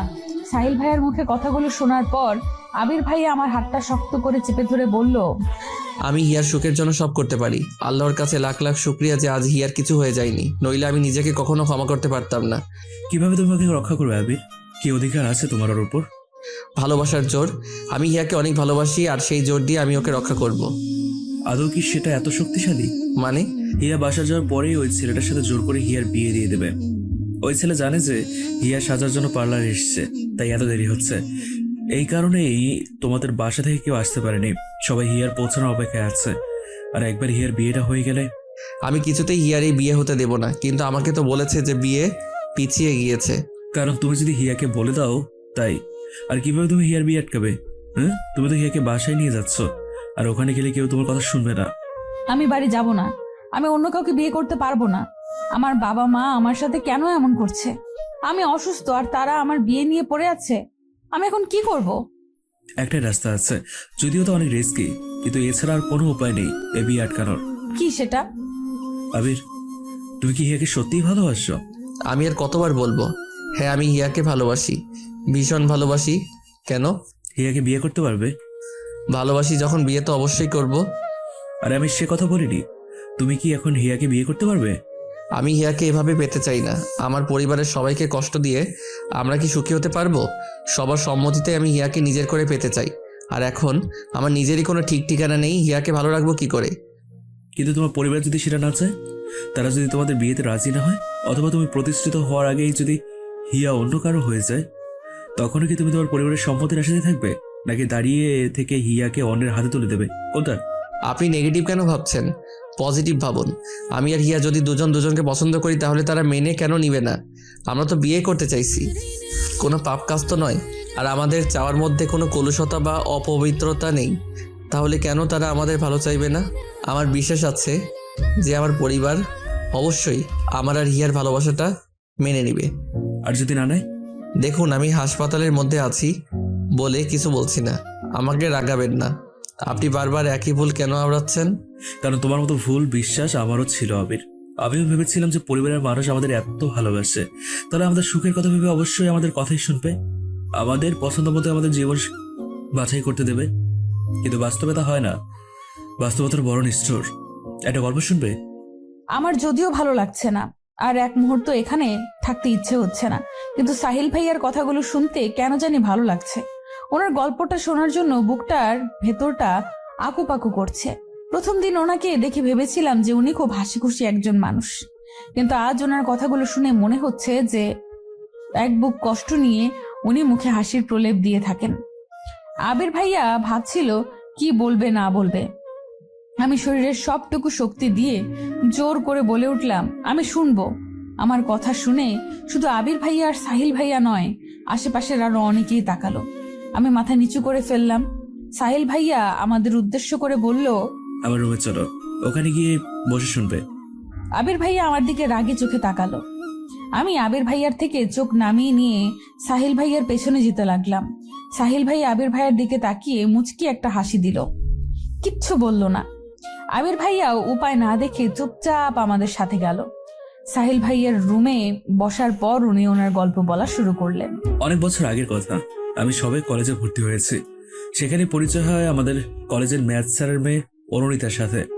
আস্তে আস্তে পরিচয়, ভালো লাগা, তারপর কখন যে দুজন দুজনকে ভালোবেসে ফেলি তা আমরা কেউই বুঝতে পারিনি। আমরা যেহেতু ক্লাসমেট ছিলাম, তাই ফ্রেন্ড হিসেবে মেলামেশা করতাম। আমি ওকে অরু বলে ডাকতাম, আর ও আমাকে সাহি বলে ডাকতো। আমাদের ভালোবাসাটা ছিল বোবা ভালোবাসা, মানে কেউ কাউকে সরাসরি বলিনি যে ভালোবাসি, তবে দুজনেই দুজনকে ভালোবাসতাম তা বুঝতে পারতাম। আর এটা যে শুধু আমরা বুঝতে পারতাম তা নয়, কলেজের সবাই একসময় জেনে যায় যে আমি অরুকে ভালোবাসি। সবাই জানলেও ক্ষতি ছিল না, কিন্তু অরুর বাবা জানতে পেরে ভীষণ রেগে যান। উনি একজন শিক্ষক মানুষ, আর ওনার মেয়ে কিনা একটা ছেলের সাথে প্রেম করে বেড়াচ্ছেন। হ্যাঁ, উনি ব্যাপারটা কিছুতেই মেনে নিতে পারেননি।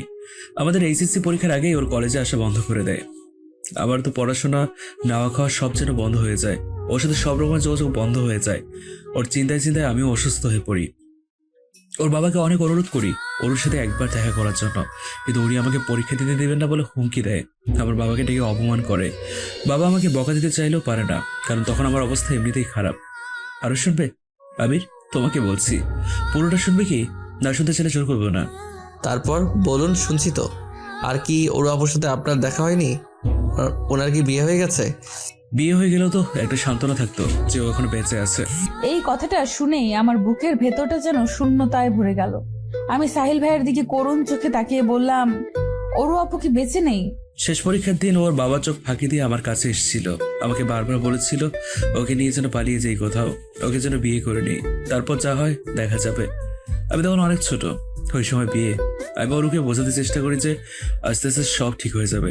আমরা ভার্সিটিতে উঠলে তখন তো আর কেউ পাহারা দেবে না। ভার্সিটি আলাদা হলেও আমরা যোগাযোগ রাখবো, আর পড়াশোনা শেষ করে আমরা বিয়ে করে নেব। ও সেদিন অনেক কান্না করেছিল, কিন্তু সেই কান্নার সুরগুলো আমার কানে তখন পৌঁছেনি। আজ আমার কানে সেই সুর বাজে। মাঝে মধ্যে আমি ওর সেই নিদারুণ কান্না শুনতে পাই। সেদিন ওর বাবা আমাদের খুঁজে বের করে। এরপর আমাকে আর ওরকে বোঝায় যে আমাদের পড়াশোনা শেষ হলে উনি নিজে আমাদের বিয়ে দেবে। ওর ওনার সাথে সেদিন যেতে চেয়েছিল না, আমি জোর করে ওর বাবার সাথে পাঠিয়ে দিয়েছিলাম। ওর সেই করুণ চাউরিটা আজও আমার চোখের সামনে ভাসে। সেদিন যদি ওকে যেতে না দিতাম, তারপর আবার ওর সাথে যোগাযোগ বন্ধ হয়ে যায়। আমি ভাবলাম যে হয়তো বাসায় পড়াশোনা করছে। আমিও মেডিকেলের জন্য কোচিং করায় ব্যস্ত হয়ে পড়লাম। আমাকে যে ওর জন্য কিছু করতে হবে। আমি ভেবেছিলাম যে মেডিকেলে চান্স পেলে ওর বাবা আমাকে হাসি মুখে মেনে নেবে। এরপর সেদিন আমার অ্যাডমিশন ছিল। সকালে একটা আনা নম্বর থেকে কল আসলো। আমি রিসিভ করতে ওর কান্নার আওয়াজ শুনতে পেলাম। ওর কান্না করে বলেছিল যে ওর বাবা নাকি ওর বিয়ে ঠিক করে ফেলেছে। সেদিন ওর বিয়ে ছিল, তো অনেক কষ্টে একজনের ফোন থেকে লুকিয়ে আমাকে ফোন করেছিল। আমি বলেছিলাম যে পরীক্ষাটা দিয়েই আমি ওর বাসায় যাব, ওর বাবার সাথে কথা বলবো। অনেক কান্না করেছিল সেদিনও। আর আমি অ্যাডমিশন নিয়ে ব্যস্ত ছিলাম। আমরা কত স্বার্থপর। সেইটুকুই ছিল ওর সাথে আমার শেষ কথা। ওর সেদিন আমার জন্য অনেকক্ষণ অপেক্ষা করেছিল। আমিও গিয়েছিলাম, তবে দেরি করে। ওরও আমার অপেক্ষায় থেকে থেকে যখন ওর বিয়ের জন্য কবুল পড়াতে আসে, ঠিক তখনই নিজের কাছে থাকা মারাত্মক একটা বিষ ঠকঠক করে পার করে নেয়। সবার সামনে নতুন বধূ বেশে ওর ঢলে পড়ে মৃত্যুর করে। কেউ জানে না যে সেই বিষও কোথায় পেয়েছিল। হসপিটালে নিয়েও লাভ হয়নি। আপনি গিয়ে কি ওনার লাশ দেখতে পেয়েছিলেন? হ্যাঁ, আমি ওর বাসা থেকে সোজা হসপিটালে চলে যাই, আর সেখানে আমার ওরুকে বউ সাজে প্রাণ ভরে দেখেনি। শেষ দেখা। আচ্ছা আবির, আর যদি ইয়ের কিছু হয়ে যেত, তুমি নিজেকে ক্ষমা করতে পারতে? এবার বলো। আমি হিয়াকে বিয়ে করতে চাই, আপনি সাহায্য করবেন? অবশ্যই, চলো আমার সাথে। আমাদের সাথে তো কোনো কাগজপত্র নেই, তাহলে? ওসব কিছুই লাগবে না, তুমি চলো আমার সাথে। তারপর উনি আমাদের ওই হসপিটালের মসজিদের সামনে দাঁড় করিয়ে ভেতরে চলে গেলেন। আমি আর আবির ভাইয়া চুপচাপ ওনার অপেক্ষা করতে লাগলাম। কয়েক মিনিট পর সাহিল ভাইয়া বাইরে এসে বললেন যে ব্যবস্থা হয়ে গেছে। তারপর আমাদের মসজিদের বারান্দার মতো একটা জায়গায় নিয়ে বসালেন। তারপর ইমাদ সাহেব আবির ভাইয়া আর আমাকে উদ্দেশ্য করে বললেন, তোমরা কি সত্যি এভাবে বিয়ে করতে চাও? কোনো কাগজপত্র নেই, শুধু ইসলামের শরীয়ত মোতাবেক কবুল পড়াতে পারবো আমি। কাগজপত্র তোমরা যে কোনো সময় নিতে পারবে। বলো রাজি? ওরা কি বলবে? আমি এখন ওদের গার্জিয়ান, আপনি বিয়ে পড়ান। আবির ভাইয়া কিছু বলতে গিয়েও বললেন না। আমিও আর কিছু বললাম না। ইমাম সাহেব আমাদের দুজনের নাম ধাম সব জিজ্ঞেস করে নিল। ইমাম সাহেব প্রথমে আমাকে, তারপর আবির ভাইকে কবুল পড়ালেন। আমার ভাবতে অবাক লাগছে যে আবির ভাইয়ের সাথে আমার বিয়ে হয়ে গেছে। মনে হচ্ছে যেন সব স্বপ্ন। সাহিল ভাইয়ার মুখে অফুরন্ত হাসির রেখা ফুটে উঠল। আমি আর আবির ভাইয়া সাহিল ভাইয়াকে বিদায় জানিয়ে বাড়ির উদ্দেশ্যে রওনা হলাম। সন্ধ্যা হয়ে গেছে, রাস্তাঘাট অন্ধকার হতে শুরু করেছে, সাথে আমাদের আশাগুলো। জানি না বাড়িতে আমাদের জন্য নতুন কোনো ঝড় তুফান অপেক্ষা করছে কিনা। আমি আর আবির ভাইয়া বাসে উঠলাম। বাসে উঠেই আবির ভাইয়া বাড়িতে কল করে জানিয়ে দিল যে আমরা রওনা দিয়েছি। হালকা শীত পড়তে শুরু করেছে, আর এমনিতেও আমার শরীরটা অনেক খারাপ। বাসে উঠেই আমি সিটের সাথে হেলান দিয়ে বসলাম। আবির ভাইয়া আমার মাথাটা নিচের কাঁধের উপর নিয়ে বলল, বেশি খারাপ লাগলে চোখ বন্ধ করে রাখো, ভালো লাগবে। আমি চোখ দুটো বন্ধ করার সাথে সাথে ঘুম ঘুম পেতে লাগলো। কতক্ষণ কেটে গেছে জানি না। চোখ খুলে দেখি আবির ভাইয়া আমাকে জাগানোর জন্য ডাকছেন। আমি সিট থেকে উঠে ভাইয়ার সাথে বাস থেকে নেমে পড়লাম। তারপর ভাইয়া একটা রিক্সা ডাকলো। অনেকটা রাত হয়ে গেছে, রিক্সাও তেমন নেই। আমি আর আবির ভাইয়া রিকশায় উঠে বাড়ির উদ্দেশ্যে রওনা দিলাম। ভয়ে আমার আত্মা শুকিয়ে যাচ্ছে। সকালে কাউকে না জানিয়ে চলে গিয়েছিলাম, এখন না জানি সবাই কি বলবে। সবাই নাকি আমার উপরে ভীষণ রেগে আছে। আমি ভয়ে ভয়ে আবির ভাইকে বললাম, সবাই তো এমনিতেই আমার উপরে রেগে আছে, যদি শুনে যে আমরা বিয়ে করে নিয়েছি তাহলে তো আরো রাগারাগি করবে, আপনাকে অনেক বকাবকি করবে। আরে পাগল, আমরা কি গিয়েই বলবো নাকি যে আমরা বিয়ে করে নিয়েছি? পরিস্থিতি বুঝে কথা বলতে হবে, আমাদের বিয়ের কথা ভুলেও মুখে আনবি না। আগে দেখ কি হয় তারপরে। যদি সাহিল ভাইয়ের কথাই ঠিক হয়, ওই ছেলেটা যদি এখনো আমাদের বাড়িতেই থাকে আর আমি যাওয়ার সাথে সাথে আমাকে জোর করে বিয়ে দিয়ে দেয়। তুই এখন অনেক অসুস্থ, আর আমার মনে হয় না যে এই অবস্থায় বাড়ির সবাই তোর বিয়ে নিয়ে কথা বলবে। যদি বলে? তুইও এই সাহিল ভাইয়ার মতো নেগেটিভ ভাবতে শুরু করেছিস। চুপচাপ চল, বেশি কথা বলতে হবে না, সে যা হয় দেখা যাবে। রিক্সা থেকে নামতেই দেখতে পেলাম যে হিমা আর আমার মা গেটের সামনে দাঁড়িয়ে আছে। আমাকে দেখেই হিমা দৌড়ে আসলো, তারপর কান্না করতে করতে বলল, তুই কাউকে কিছু না বলে কোথায় গিয়েছিলি? আমরা তোকে কত খুঁজেছি জানিস, সবাই কত চিন্তা করছিল যদি তোর কিছু হয়ে যেত। ভাগ্যিস সাহিল ভাই ফোন করেছিল, আর একটু দেরি হলেই তো বড় কাকা পুলিশের কাছে যেতে চলেছিল। যদিও এইটুকু বলতেই মা হিমাকে থামিয়ে দিয়ে আমাকে বাড়ির মধ্যে টেনে নিয়ে গেলেন। তারপর জিজ্ঞেস করলো, তুই ঠিক আছিস তো? তোর বাবা আর কাকারা কিন্তু ভীষণ রেগে আছে, একটা কথা বলবি না, গিয়ে কি লাভ হলো? দেখলি তো, মা বাবা ছাড়া কেউ আপন হয় না। এবার লক্ষ্মী মেয়ের মতো আমাদের পছন্দের ছেলেকে বিয়ে করে নিবি। আমার প্রচন্ড রাগ হচ্ছে মায়ের কথা শুনে। আমি বাইরে থেকে আসলাম, এত বড় একটা ঘটনা ঘটে গেল, তারপরেও মা সেই বিয়ে দেওয়া নিয়েই পড়ে আছে। আমি কিছুটা রেগে গিয়ে বললাম, মা তুমি আমার চিন্তা করা বাদ দিয়ে এখনো বিয়ের চিন্তা করছো? আমি বলছি তো আমি অন্য কাউকে বিয়ে করতে পারবো না। মা আমাকে আবির ভাইয়াদের বসার ঘরে নিয়ে গেল, আর ওখানে বাবা কাকারা চাচিরা সবাই ছিল। আমার শেষের কথাটা এত জোরে বলেছি যে সবাই সেটা শুনতে পেয়েছে। আমার কথাটা শুনেই বাবা বলে উঠলেন, ছি হিয়া, তুই আমার মেয়ে হয়ে আমার মান মর্যাদা সব মাটির সাথে মিশিয়ে দিলি। তোর একবারও আমার কথা মনে হলো না? এখনো তুই ওই ছেলেটার কথাই বলছিস? তোর লজ্জা করছে না? প্রথমে অভিক আর তারপর তুই চুপ করবি একটু? মেয়েটাকে আগে আসতে দে, তারপর সিদ্ধান্ত নেওয়া যাবে। বাড়ি যখন ফিরে এসেছে তখন আর চিন্তা কি? এইসব কথা যেন বাড়ির বাইরে না যায়। বড় কাকা কথাগুলো সবাইকে উদ্দেশ্য করেই বলল। আবির ভাইয়াও এখানে চলে এসেছে, কিন্তু অভিক ভাইয়ার কথা এখানে কোথা থেকে আসলো আমি তাই বুঝতে পারছিলাম না। আমি অবাক হয়ে জিজ্ঞেস করলাম, অভিক ভাইয়ার কি হয়েছে? ঠিক আছে তো? আমার ছেলেকে নিয়ে তো চিন্তা না করলেও চলবে। আমার ছেলের আবার কি হবে? ও ভালোই আছে। তুই অভিককে যে চিঠি দিয়েছিলি সেটা সবাই দেখে নিয়েছে, এই জন্য সবাই এত রেগে গেছে তোর ওপরে, আর বিয়ে দেওয়ার জন্য উঠে পড়ে লেগেছে। তুই এমন কাজ কেন করলি মা? বলেই কান্না শুরু করে দিল মা। কিন্তু আমি যেন নড়াচড়া করতে ভুলে গেছি। অভিক ভাইয়াকে দেওয়া চিঠির জন্যই সবাই আমার সাথে এত খারাপ ব্যবহার করছে, কিন্তু অভিক ভাইয়ের চিঠিটা এদের হাতে কি করে পৌঁছালো? অভিক ভাইয়াকে দিয়েছিল নাকি বাড়িতে রেখে গিয়েছিল সেটা দেখেই, কিন্তু এরা জানবে কি করে যে চিঠিটা আমি লিখেছি? তাহলে কি হিমা নিজের বাঁচার জন্য?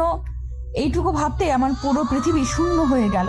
আমি কি করব আর কি বলবো বুঝে উঠতে পারছিলাম না। বুঝে উঠতে না পেরে সোফার উপরে বসে পড়লাম। আবির ভাইয়া আমার পাশ থেকে মায়ের কথাগুলো শুনে ফেলে চেঁচিয়ে ওঠে, তোমরা যে চিঠির জন্য হিয়াকে ভুল বুঝছো, ওই চিঠিটা হিয়া দেয়নি, তোমরা ভুল বুঝছো। তুই যা জানিস না তা নিয়ে কেন কথা বলছিস? আর ওই মেয়ের হয়ে তুই কেন কথা বলছিস? হিমা এমন একটা কাজ করবে আমিও কখনো ভাবতে পারিনি, কিন্তু আমরা সবাই হাতের লেখা মিলিয়ে দেখেছি ওটা হিয়ার লেখার চিঠি। নিজের চাচাতো ভাইকে ওভাবে কেউ চিঠি লিখেছি? আমার সম্পর্কে সবার এত খারাপ ধারণা দেখে আমার মরে যেতে ইচ্ছে হচ্ছে। হিমার একটা ভুল আজ আমাকে এখানে এনে দাঁড় করিয়েছে। যারা আমাকে এত ভালোবাসতো তারা আমাকে ভুল বুঝছে। মা ওটা হিয়াই লিখেছিল, তবে অন্য একটা মেয়ের জন্য। ওই মেয়েটাই ওকে বলেছিল চিঠিটা লিখে দিতে। তোমরা অবিক ভাইয়াকে জিজ্ঞেস করনি? অবিক ভাইয়া তো জানে সব, ওই চিঠিটা কে দিয়েছিল। ভাইয়াকে জিজ্ঞেস করলি তো সব সত্যিটা জানা যাবে। আবির, তুই এর মধ্যে নাক কেন গলাচ্ছিস? তুই কি করে জানিস চিঠির কথা? তোদেরকে তো বলিনি কিছু। আর আমার ছেলেকে এসব ঝামেলার মধ্যে টেনে আনবি না। ওকে আমি জিজ্ঞেস করেছিলাম যে ও কাউকে পছন্দ করে কিনা, ও না বলেছে। কিন্তু চাচি, অবিক ভাইয়াকে জিজ্ঞেস করা দরকার। সত্যিটা না জেনে আপনারা হিয়াকে কিভাবে দোষারোপ করতে পারেন? আমি আর এইসব নিয়ে কোনো কথা শুনতে চাই না। আর আবির, বড়দের সাথে সম্মান দিয়ে কথা বলতে শিখো। বেয়াদবি কোথা থেকে শিখছো? সবাই যে যার রুমে চলে যাও, কাল সকালে হিয়ার বিয়ে। এই নিয়ে আমি আর কোনো কথা শুনতে চাই না। এই মেয়েকে যত ঘরে রাখা যাবে তত খারাপ। আরও ছেলে মেয়ে আছে, তাদেরকে তো বিয়ে দিতে হবে। যার এই বিয়ে পছন্দ হবে না, সে কালকের জন্য বাড়ি থেকে চলে যেতে পারো। শেষের কথাগুলো কাকা আবির ভাইকে উদ্দেশ্য করে বলল। আমি বারবার হিমার দিকে তাকাচ্ছি। ভয়ে হিমার মুখ হলুদ হয়ে গেছে। ও ভয়ে আছে যে সবাই যখন জানতে পারবে যে চিঠিটা ওই দিয়েছিল তখন কি হবে। আমার সাথে সাথে ওর জীবনটাও শেষ হয়ে যাবে। বড় কাকার কথাগুলো শুনে সবাই রুম থেকে বের হয়ে যাচ্ছিল। তখন আবির ভাইয়া বলে উঠল, হিয়াকে যদি তোমরা বিয়ে দিতেই চাও তবে আমার সাথেই দাও। কথাটা বলার সাথে সাথেই মেছু কাকা আবির ভাইয়ার গালে একটা থাপ্পড় বসিয়ে দিলেন। আমরা সবাই অবাক হয়ে গেছি। চাচিও এগিয়ে গিয়ে বললেন, কেন এই মেয়েকে তুই কেন বিয়ে করবি? দেশে কি মেয়ের অভাব পড়েছে? আমার ছেলের জন্য এইরকম একটা মেয়েকে বেছে নেব? সবার কথাগুলো আমার অন্তরে ঝাঁঝরা করে ফেলছিল। কষ্টে আমার বুক ফেটে যাচ্ছিল। আমার মা আমার পাশে দাঁড়িয়ে কান্না করছে, বাবা মাথা নিচু করে দাঁড়িয়ে আছে। আমার জন্য আমার বাবা মায়ের কষ্টটা আমি কিছুতেই সহ্য করতে পারছি না। ভালোবাসা পাওয়া কি এতটাই কষ্টের? আমার নিজের ব্যবহারে নিজেরই ঘৃণা হচ্ছে। আমি সকালে ওইভাবে না গেলে হয়তো সবাই আমাকে আর আমার মা বাবাকে এত অপমান করতো না। এরা নিজের মানুষ হয়েই এমন ব্যবহার কি করে করতে পারছে? মা আমাকে টেনেই বের হয়ে আসলেন, বাবাও মাথা নিচু করে চলে আসলেন।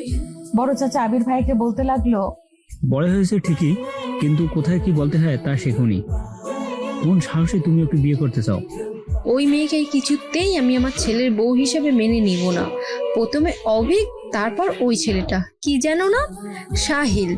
ওদেরকে পটাতে পারেনি আর এখন আমার ছেলের পিছে পড়েছে।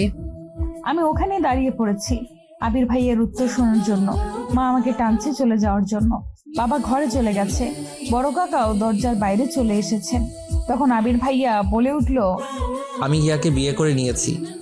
আবির ভাইয়ার মুখে এরকম কথা শুনে সবাই পাথরের মতো নিশ্চুপ হয়ে গেল। বড় কাকাও থেমে গেছে। মা আমার হাতটা ছেড়ে দিল। কেউ যেন বুঝতে পারছে না যে আবির ভাইয়া আসলে কি বলছে। আবির ভাইয়ার মা কান্না শুরু করে দিলেন। তারপর বললেন, আবির, তুই কি বললি? আমি হিয়াকে বিয়ে করে নিয়েছি। শুনেছ এবার? হিয়া এখন আমার স্ত্রী। দুনিয়ার আর কারো শক্তি নেই ওকে বিয়ে দেওয়ার। বিবাহিত একটা মেয়েকে আর কি বিয়ে দিবে? আর হিয়া বাড়ি থেকে আমার কাছে গিয়েছিল, সাইলের কাছে নয়। হিয়া শুধু আমাকেই ভালোবাসে, অবিক ভাইয়াকে নয়। পুরো বাড়ি জুড়ে যেন মুহূর্তেই নীরবতা ছেয়ে গেল। বড় কাকা হিমাকে দিয়ে বাবাকে ডেকে পাঠালেন। সবাই আবার ওখানে বসলো। বড় কাকা আমাকে বললেন, আবির যা বলছে তা কি সত্যি? আমি একবার আবির ভাইয়ের দিকে আর একবার সবার দিকে তাকালাম। তারপর আস্তে আস্তে বললাম, হ্যাঁ, আবির ভাই ঠিকই বলেছে। বাবা এইবার আমাকে মারার জন্য উদ্যত হলে আবির ভাইয়া বাবাকে থামিয়ে দিয়ে বলল, কাকা, আপনি ওর গায়ে হাত তুলবেন না, ও এখন আমার স্ত্রী। আবির ভাইয়ের সাহস দেখে শুধু আমি না, রুমের বাকি সবাই অবাক হয়ে গেল। বাবা রেগে ফেটে পড়ছেন। তারপর বললেন, বেশ, রাখ তোর বউ তোর কাছে। আজ থেকে আমি ধরে নিলাম যে আমার মেয়ে মরে গেছে। তুই আর কখনো আমার চোখের সামনে আসবি না। আমার কোনো মেয়ে নেই, আমার একটা ছেলে আছে শুধু। বলেই রাগে ফুঁসতে ফুঁসতে বাবা মায়ের হাত ধরে টানতে টানতে নিয়ে গেল ওখান থেকে। বাকি সবাই আমাকে আর আবির ভাইয়াকে দেখছে। আবির ভাইয়ার মা মনে হচ্ছে আমাকে এক্ষুনি চিবিয়ে খাবে। চাচির এমন রূপ আমি জীবনেও দেখিনি। কি হবে এখন? আমার নিজের বাবা আমাকে মেনে নিচ্ছে না। আমার কলিজাটা ছিন্ন ভিন্ন হয়ে যাচ্ছে।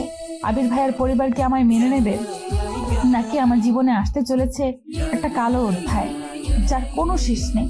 আমি এত বড় একটা ভুল কি করে করলাম? পুরো পরিবারটা ভেঙে গুড়িয়ে দিলাম। এখন আমি কি করব? আমার এখন কি করা উচিত? আমাকে আর আবির ভাইয়াকে রেখে এক এক করে সবাই চলে গেল। হিমা ওখানে দাঁড়িয়েছিল ভীত মুখে। চাচি ওকে টেনে নিয়ে গেল আর আমাকে উদ্দেশ্য করে বলল, তুই একদম হিমার কাছে ঘেসবি না। তোকে নিজের মেয়ের মতো ভাবতাম, আর তুই আমার ছেলের জীবনটা নষ্ট করে দিলি। আর শুধু তোর জন্য আমার আবির আমাদের সাথে এমন ব্যবহার করছে। আমি কোনো দিনও তোকে ক্ষমা করব না। কথাগুলো বলেই চাচি ওখান থেকে চলে গেল। আবির ভাইয়া চুপ করে আছে। আমার বুক ফেটে কান্না পাচ্ছে, কিন্তু কেন জানি কান্না করতে পারছি না। একবার আবির ভাইয়ার মুখের দিকে তাকাতেই বুকের ভেতরটায় আরো হাহাকার করে উঠল। আমার জন্য আবির ভাইয়াকেও এত কথা শুনতে হচ্ছে। আমি যেন এসব আর দেখতে পারছি না। খুব ইচ্ছে হচ্ছে এখান থেকে দূরে কোথাও চলে যেতে, যেখানে এই পরিচিত মুখগুলো অচেনা রূপ থাকবে না। সবাই বের হয়ে যেতেই আমি ছুটে আমাদের ঘরের সামনে গিয়ে দরজা ধাক্কাতে লাগলাম আর শুকনো কণ্ঠে মা বাবাকে ডাকতে লাগলাম। আমাকে ওভাবে ছুটতে দেখে আবির ভাইয়াও আমার পিছু আসলো। আমি দরজা ধাক্কাচ্ছিলাম, তখন বাবা মাকে উদ্দেশ্য করে জোরে সোরে বলতে লাগলো, ওই মেয়েকে আমার ঘরের সামনে থেকে চলে যেতে বলো। আমার ঘরের দরজা আজ থেকে ওর জন্য চিরদিনের জন্য বন্ধ। যে মেয়ের জন্য এত অপমান হতে হয় সেই মেয়ে আমার লাগবে না। কাল থেকে যেন ও আমার চোখের সামনে না আসে, যেখানে খুশি যাক। আর এখন তো ওর স্বামী আছে, সে এখন কোথায়? নিজের বউয়ের খেয়াল রাখছে না কেন? কথাগুলো শুনেই আবির ভাইয়া রেগে গিয়ে আমাকে টানতে টানতে তার ঘরে নিয়ে গেল। আমি নির্লিপ্ত গলায় বললাম, সবাই আমাকে এত ঘৃণা কেন করছে? আমি মারা গেলেই ভালো হতো, তাই না ভাইয়া? আমি এই কথা বলার সাথে সাথেই আবির ভাইয়া ওনার হাত দিয়ে আমার মুখ চেপে ধরলেন। তারপর একটা ধমক দিয়ে বললেন, আর একবার ওইসব বাজে বাজে কথা মুখে আনবি না। তোর কিছু হয়ে গেলে আমি কি করব? আর ভাইয়া কি? হ্যাঁ, এখন থেকে আর কখনো যেন ভাইয়া না শুনি। তোর জন্য আমি নিজের মানুষগুলোর সাথে এভাবে লড়ছি, আর তুই এসব কথা বলছিস। জানি না এদের কবে বোঝাতে পারবো। এমন সময় দরজায় কেউ ধাক্কা দিচ্ছিল। আবির ভাইয়া আমাকে বিছানায় বসিয়ে রেখে দরজা খুলতে মেজু কাকা বললেন, আজকের রাতটা থাকতে দিলাম, কাল সকালে যেন আমি ওই মেয়েটাকে আমার বাড়িতে না দেখি। আশা করি আমার কথাটা বুঝতে পেরেছিস। চাচ্ছু, আমি এখানে আমার ছেলের সাথে কথা বলছি। বাবা, ওকে নিয়ে আমি এখন কোথায় যাব? তুমি এভাবে আমাদের বের করে দিলে আমাদের রাস্তায় যাওয়া ছাড়া আর কোনো উপায় থাকবে না। প্লিজ বাবা। আমি তো তোকে কোথাও যেতে বলিনি, কিন্তু ওই মেয়েটার জন্য এই বাড়িতে কোনো জায়গা নেই। ওকে ওর বাড়িতে ফিরিয়ে দিবি। কিভাবে দিবি সেটা নিশ্চয়ই আর বলে দিতে হবে না। বাবা, আমি ওকে বিয়ে করে নিয়েছি, ও এখন থেকে আমার সাথেই থাকবে। তাহলে আমার আর কিছু করার নেই। তোর মতো অবাধ্য ছেলের আমার দরকার নেই। আর একটা কথা শুনে রাখ, এখন থেকে আমি আর তোর পড়াশোনার খরচ দিতে পারবো না। যে মানুষ বউ চালাতে পারে সে পড়ার খরচটাও জোগাতে পারবে। বলে দরজাটা খট করে ধাক্কা দিয়ে বের হয়ে গেল কাকা। আবির বিষণ্ণ মুখে আমার পাশে বসে পড়ল। আমি আর বসে থাকতে পারছিলাম না। আজ সারাদিন আমার কিভাবে কেটেছে তা ভুলেই গেছিলাম। তা মনে পড়তেই মাথাটা ঝিমঝিম করতে লাগলো। আমি আবিরের বিছানায় শুয়ে কপালে হাত দিলাম। দেখি শরীরের উত্তাপে আমার হাত পুড়ে যাওয়ার মতো অবস্থা। আমি আবিরকে কিচ্ছু বললাম না। এমনিতেই বাড়িতে রাবণের চিতা জ্বলছে, তার উপর আমার এই জ্বর কতক্ষণ কেটে গেছে জানি না। চোখ খুলতেই দেখতে পেলাম যে আবির আমার কপালে কাপড় ভিজিয়ে দিয়ে রেখেছে আর আমার পাশেই বিছানার উপরে বসে আছে। আমি চোখ খুলতেই হন্তদন্ত হয়ে বলল, এখন কেমন লাগছে? ঘুম হয়েছে কি একটু? কিছু খেয়ে ওষুধটা খেয়ে নেন। আমি মাথাটা তোলার চেষ্টা করে ব্যর্থ হলাম। আবির নিজে আমার মাথার নিচে বালিশ দিয়ে আমাকে বসিয়ে দিল। তারপর খাবারের প্লেটটা আমার সামনে এনে নিজ হাতে মাখিয়ে বলল, দেখি এবার হা কর। ভাইয়া সরি, মানে আমি বলছিলাম যে আপনি আমার মাকে একটু ডেকে দিন, আপনি ঘুমিয়ে পড়ুন, আর আমার হাত দিয়ে আমি খেতে পারবো। আর এত রাতে আপনি খাবার আর ওষুধ কোথায় পেলেন? হিমা দিয়েছে। আর দেখ হিয়া, এখন তুই অসুস্থ, একদম বেশি কথা বলবি না। তোর মা এখন ঘুমিয়ে পড়েছে, চুপচাপ খেয়ে ওষুধটা খেয়ে ঘুমিয়ে পড়। আমি আর কিছু না বলে বাধ্য মেয়ের মতো খাবারটা খেতে লাগলাম।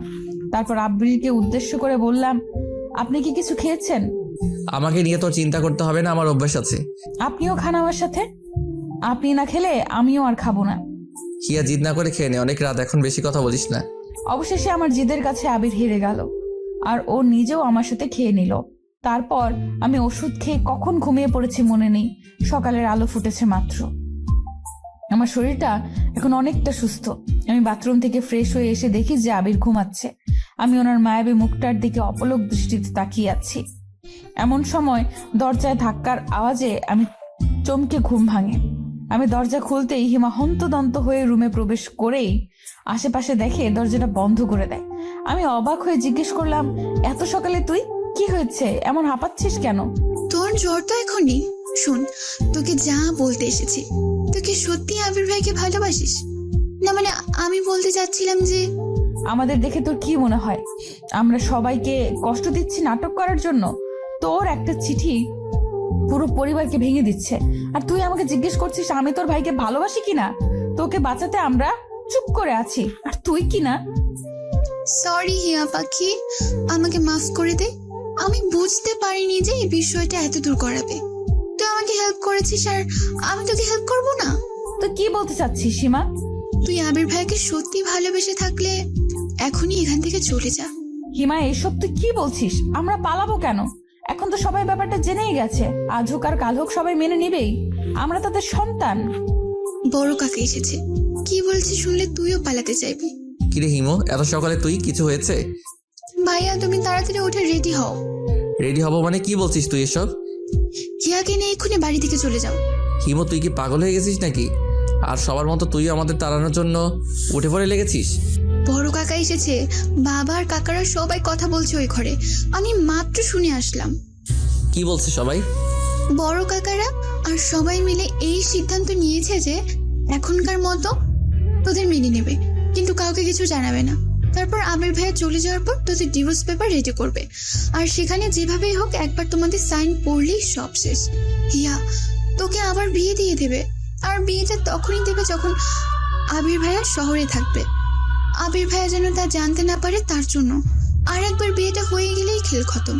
আর বাবা আর মেজো কাকা বড় কাকার ওই আইডিয়ার সাথে একমত হয়েছে। আমি সাধারণত এত সকালে উঠি না, কিন্তু সবার চেঁচামেচি শুনে উঠে এইসব শুনতে পাই। ওরা এখনো সব কিছু প্ল্যান করছে, কিভাবে কি করবে। আমি তো ওদের কাছে ছুটে এলাম এসব জানানোর জন্য। মগের মূল্য পেয়েছে নাকি? আমরা কি ছোট বাচ্চা নাকি যে উল্টাপাল্টা বোঝাবে আর তাই বুঝবো? আমি কিছুতে এসব হতে দেব না। আর আমাদের ডিভোর্স পেপার কি করে পাবে? আমাদের তো তুই। ভাইয়া আসলেও কি তোমরা বিয়ে করেছো নাকি সব? চুপ করবি? এত বেশি কথা কেন বলিস? বিয়ে না করলে এত বড় মিথ্যে কথা বলার সাহস আছে আমাদের? আমরা বিয়ে করেছি, তবে তবে কি? আসলে আমাদের কাগজ এখনো হাতেই পাইনি, তাই না? আর আমরা কিছুতেই বড় কাকার ফাঁদে পা দেব না। তার আগে বল, তুই কি 100% শিওর? 100% মানে 1000% শিওর।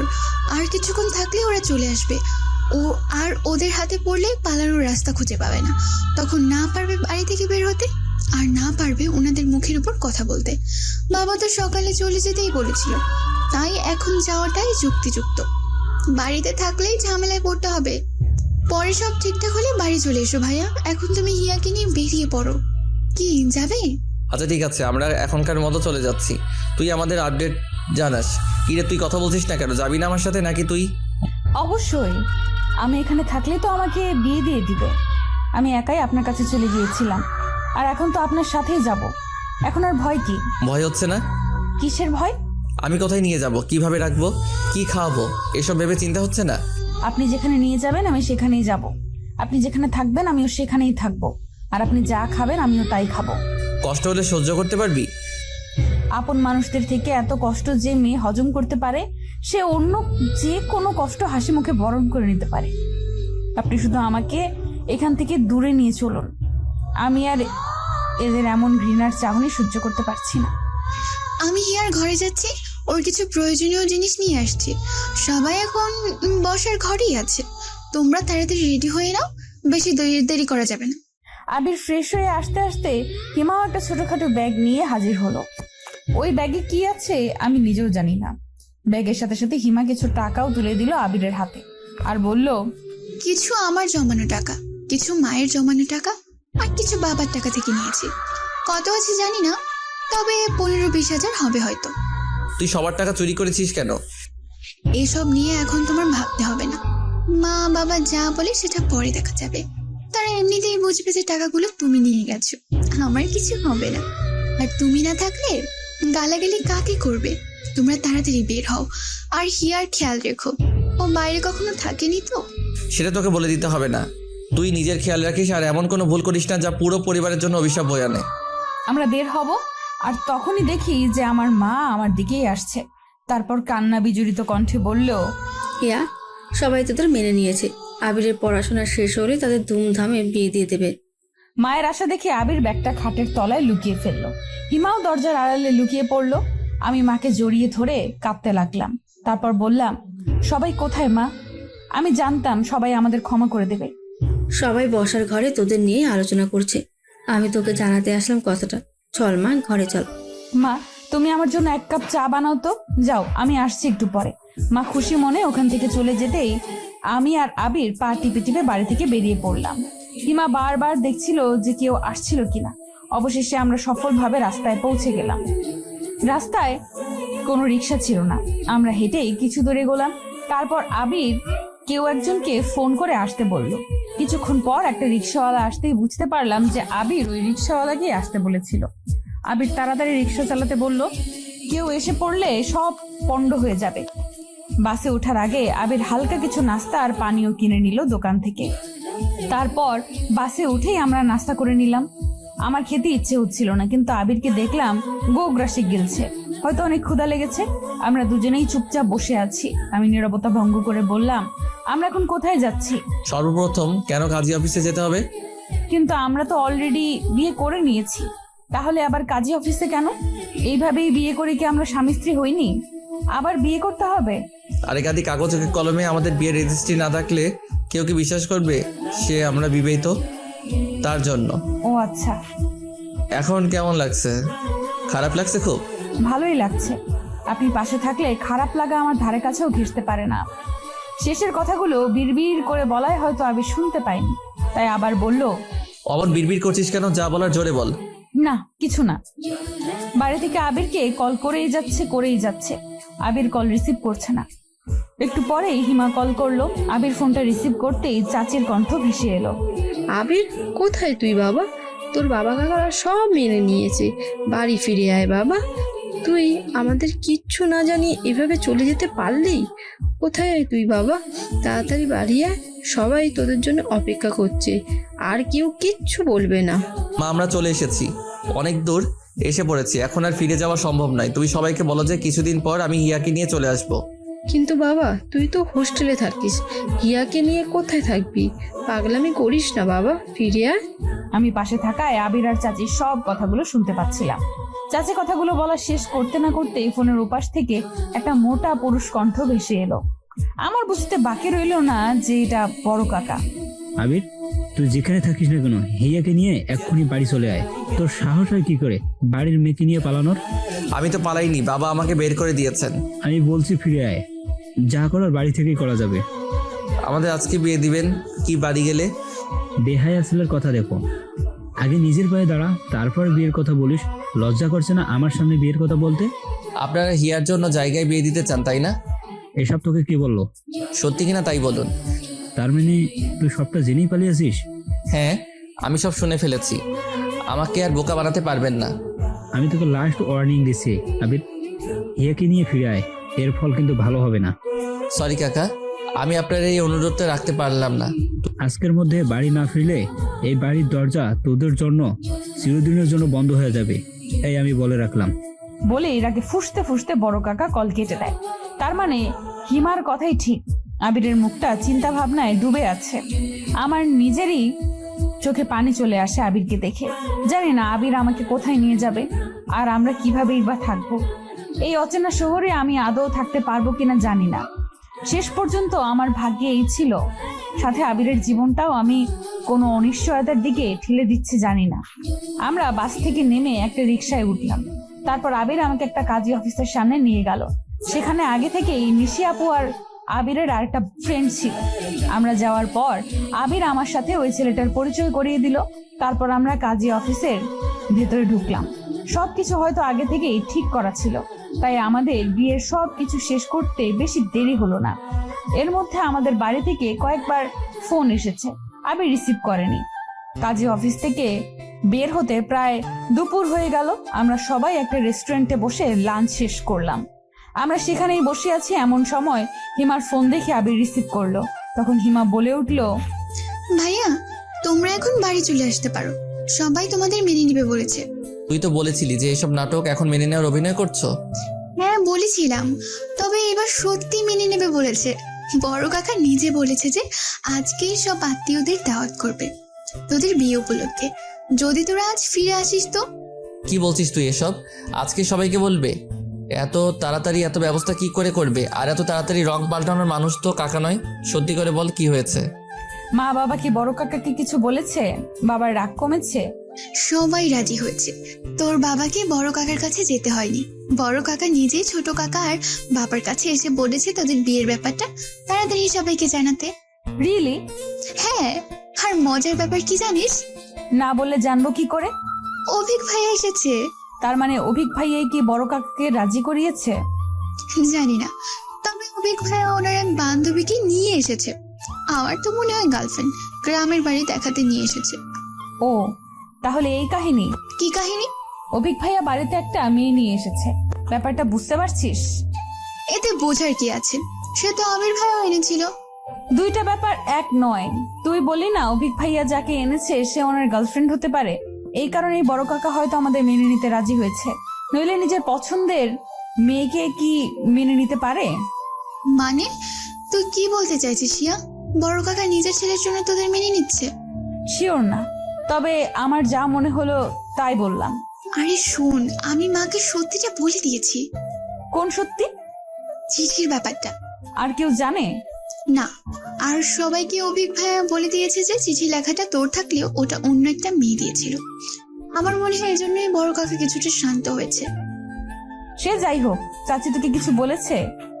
বকাঝোকা করলো অনেক, তারপর তোর কথা বলে অনুশোচনা করলো। নিজের মেয়ের দোষের জন্য তোকে কত কথা শোনালো। আমি হিমাকে বিদায় জানিয়ে কলটা কেটে দিলাম। ওখান থেকে বের হওয়ার পর নিশি আপু আবিরকে উদ্দেশ্য করে বলল, এখন তো তোরা লিগ্যালি হাজব্যান্ড ওয়াইফ, আর কেউ তোদের আলাদা করতে পারবে না। তোর বাড়ি থেকে যখন ডাকছে তখন তোদের বাড়ি চলে যাওয়াই উচিত। এখানে হিয়া কোথায় থাকবে? আমিও তো বাসায় থাকি তোর ভাইয়ের সাথে, মেসে থাকলে না হয় আমার কাছে রাখতাম, আর তুই তো হোস্টেলে থাকিস। ওকে যাত্রার কাছে রাখাটা ঠিক হবে না।